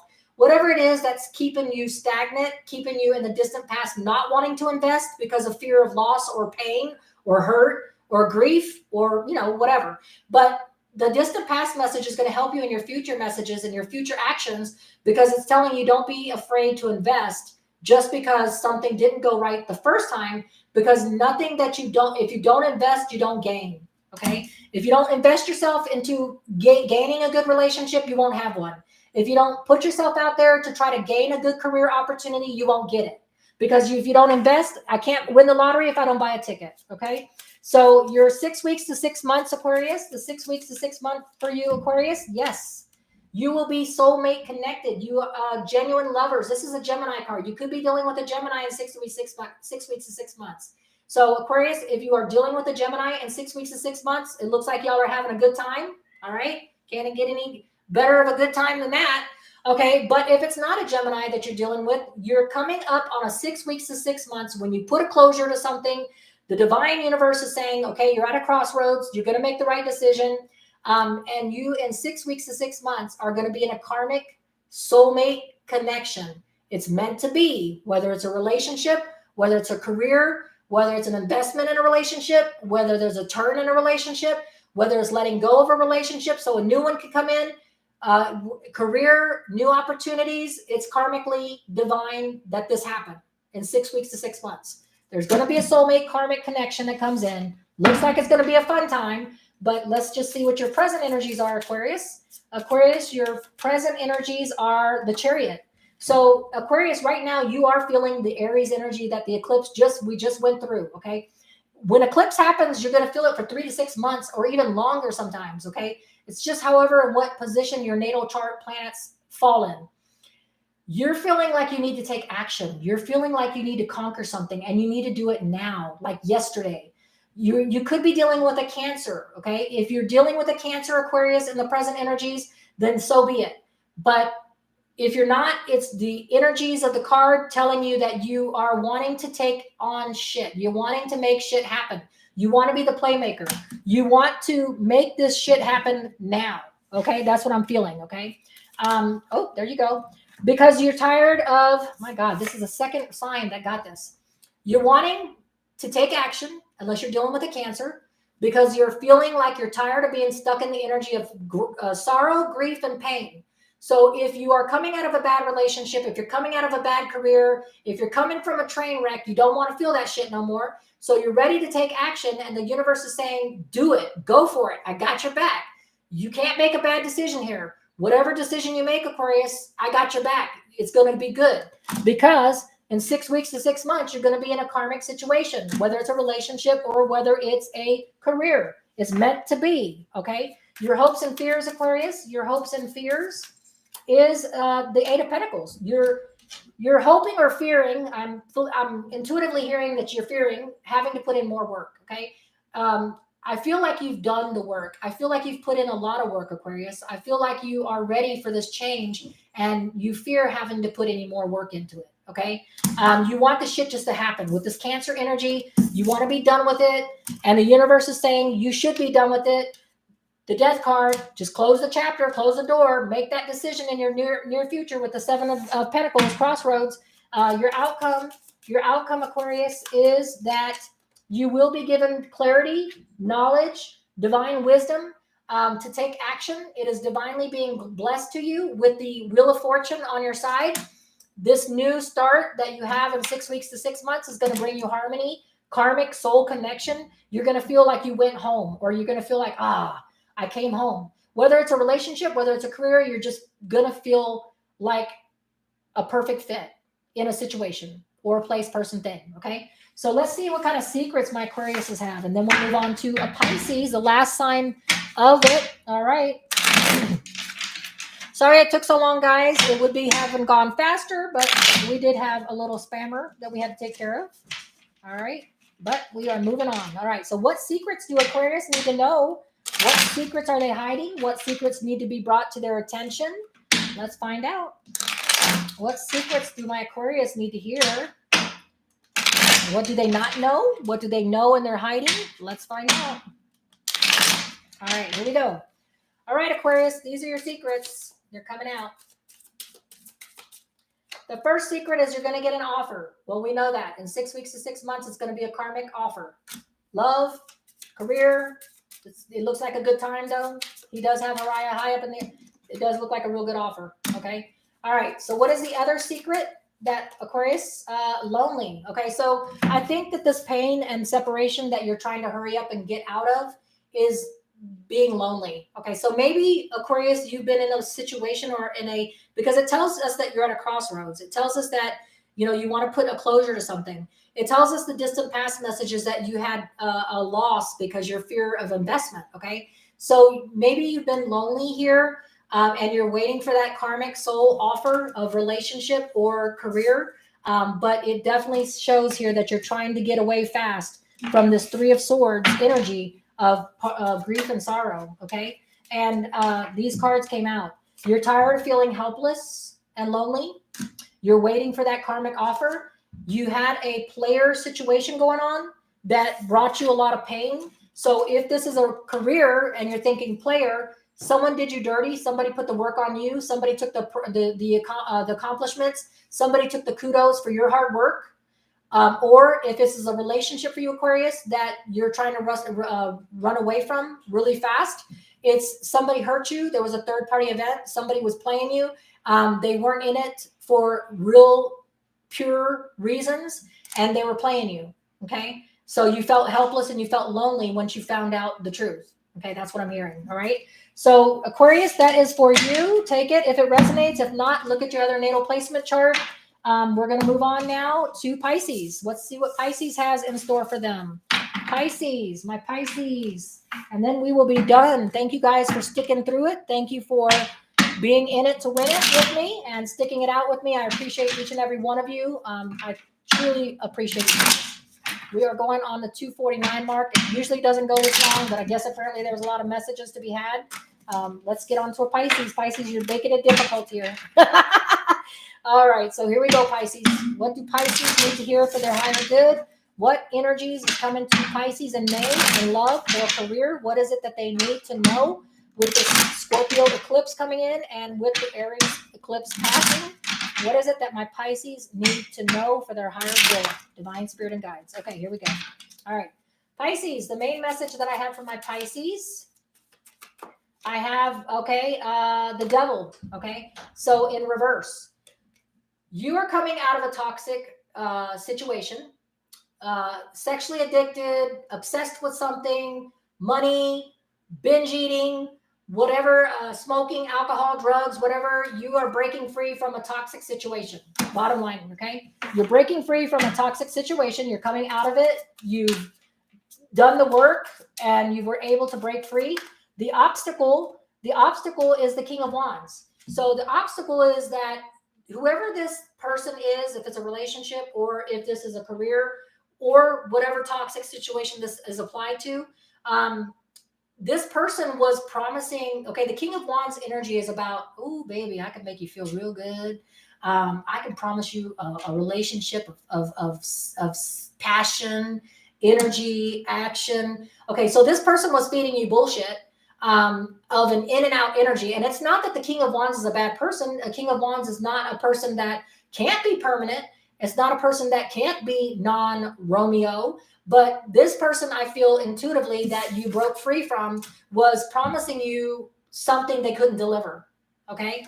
If it's a relationship, if it's a situation like addiction to alcohol, tobacco, drugs, binge eating, career, there was promises being made that you thought that you could break free from. This person was keeping you trapped with promises of a promotion, promises of, of some way, the alcohol and tobacco or whatever the addiction was, sexual addiction even. You were just believing the lies. Okay. You were believing the in and out energies of the action, passion, the energy. You thought it could go on forever. You thought that it wasn't something that was toxic that you had to break free from. But in the end, it was toxic. You realized it. You broke free because it's in the reverse. Okay. What is the recent past for my Pisces? The recent past for my Pisces is the Nine of Swords. You're coming out of anxiety. You're coming out of nightmares. You're coming out of sleepless nights. The Nine of Swords in the upright is somebody bringing you nightmares. You can't sleep at night. It's bad juju being brought to you, but you're coming out of it. Okay. So breaking this toxic tie, breaking this addiction, and it could be as simple as this. It could be that you weren't toxically tied to somebody, but you had toxic way of thinking, negativity. Toxicity doesn't have to be a person, place, or thing. Sometimes it's just a way of your habits that you needed to break. Okay. So you could have had to get out of a negative, thinking, negative patterns, negative actions that you were taking, and somehow you broke free from that, okay? Your near future after getting out of sleepless nights is the Page of Pentacles. Now that you have come out of the nightmare situation of the toxicity, you will be getting messages of stability, of growth, of potential. These are messages, they're not offers, so keep your ears open when you want to bury your head under the pillow because the energies are so strong. The universe is saying don't. Keep your ears open because there's abundance, prosperity, stability coming your way in a relationship or career, okay? Your distant past message that came out really quick, you've been successful. You've had a karmic situation with a soulmate, okay, in the past, okay? So this is your distant past messages. You've been successful. You've had a soulmate twin flame connection, obviously a soulmate karmic tie in the distant past, okay? And your 6 weeks to 6 months message, 4 of Pentacles. You may be in a place where you fear investing any more emotions into relationships or fearing putting any more investment into a career because you maybe feel like you've been burnt too many times. You've been overlooked too many times, whether it's a relationship or career. So I feel like the universe in your distant past messages is saying, don't give up on success. You've been there, done that. It isn't your first rodeo. It can happen again. You've had a twin flame soulmate connection. You can have it again. Don't give up on soulmate connections and ties because it can happen again.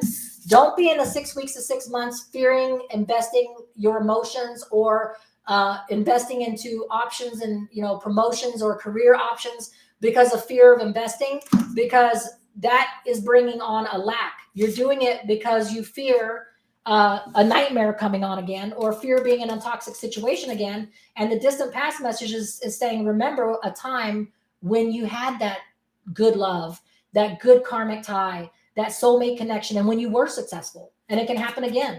This is not all about, this is all you get. This is all you have to look forward to, okay? Your present energies, Pisces, is the World card, putting to end a karmic lesson. So whatever it is that brought you this place where you feel like you fear investing in a relationship, emotions, or investing in a career, the present energies is you putting it to end, okay? You're closing out a karmic cycle of lack. You're coming out of a karmic cycle of loss, and you're moving forward with the Pluto and Aquarius is bringing about new beginnings, new relationships, new things, new community efforts, new projects. And with the Scorpio making you dive deep, you could be revisiting this toxic situation, and it could be in 6 weeks to 6 months what keeps you from wanting to invest. But the present energies is put it to rest. It was a karmic lesson that you had to learn. It was there for your higher good so you can evolve, so you can evolve, so you can ascend.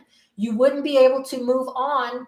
If everything was happy endings and everything was blessing and unicorns and rainbows, there would be nothing to learn. Because if you don't learn loss and you don't learn the lack of something, then you don't appreciate the blessings and the appreciation for blessings that come in that give you promise. Okay. That's what I'm hearing. Okay. So the outside energies that are feeding into the closing of karmic lessons is the 5 of Swords. Okay.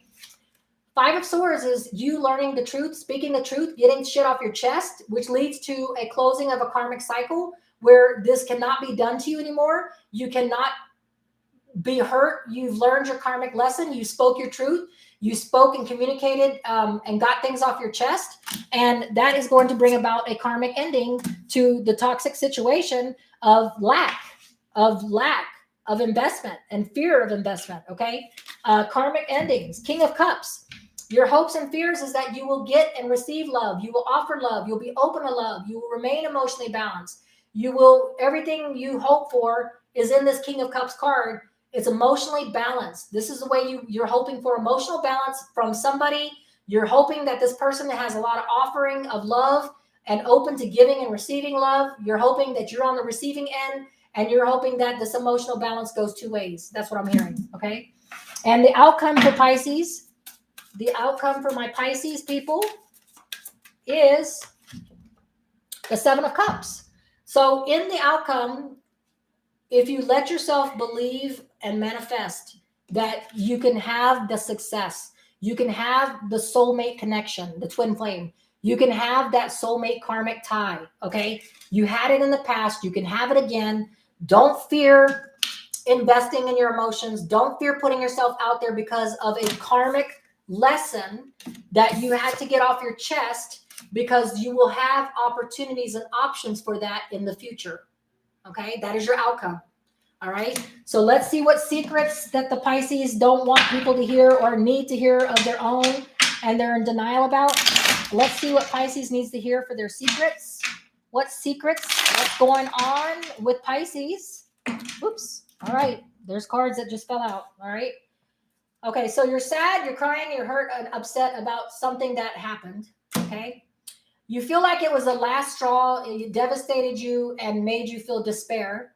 Okay, so whatever karmic lesson that you went through or going through right now that's making you cry, hurt, upset, it's also making you feel broken, like, oh my God, here we go again. What shit? Why do I keep going through this cycle of loss, of despair, drama? There's somebody that was starting drama, okay, that wanted you.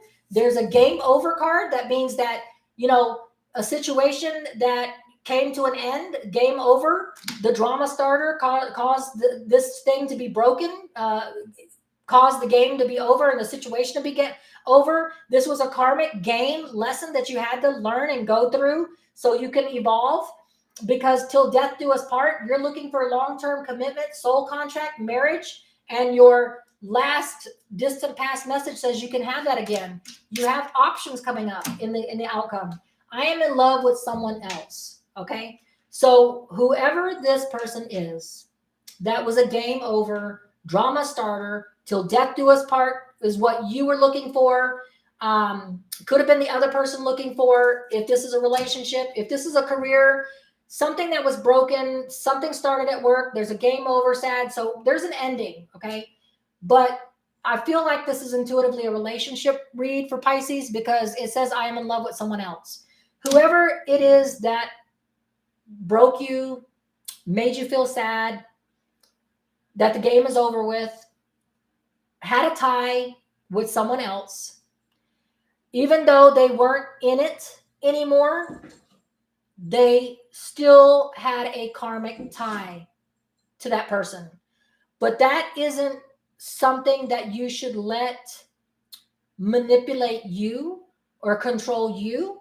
So if you have come out of a situation, not going into, not presently in, but if there's something that you are coming out of that made you feel broken, and it's because that person that you were in that situation with was not ready to move on from someone else. That person wasn't able to let somebody go. Okay. So Pisces, I feel like the situation is a relationship here. It could be a career. It's however it resonates with you, but something put nightmares and sleepless nights on you. You were toxically tied to someone making promises. Now you fear a lack of investing in anything because you fear, you know, but the karmic tie is over. You've learned the karmic lesson. The game is over. They can't hurt you anymore. You spoke your truth. But yeah, so this is something that needed to happen. You were in it to win it. You wanted a marriage, long-term commitment. The other person couldn't give it to you because they were still in love with someone else, even though they were not in the relationship with that person anymore. It's not a third party. They weren't cheating on you, but they were stuck in the Five of Cups mode and in love with someone else, and they couldn't invest 100% in it with you. Okay. So that's what I've got, Pisces. Sorry, I wish that was a more bittersweet, but you know, you got options and opportunities coming to you, Pisces. Don't fear putting yourself out there for lack of somebody else, okay? Because we don't want somebody else to control what happens to us in the future by what karmic lessons we learn from that person, okay? Because what evolution and moving on and ascending and coming out of a karmic lesson is that you've done the work. You've come out of that lesson. Now you need to take that lesson and you need to put it to work with something new. Okay. Put yourself out there. Take the time to retrospect, dissect, whatever you need to do during the Scorpio eclipse, because it's about diving deep, and take those energies and bring it to a useful, positive energy for your future, Pisces. Okay. Much love to you. Intuitive Enlightenment Tarot out. Appreciate every single one of you that stuck through it with me through the long term. It was a long reading, but may everybody be prosperous, abundant, and happy and unconditionally loved in the month of May. Until we read again, Carol, you have a great night.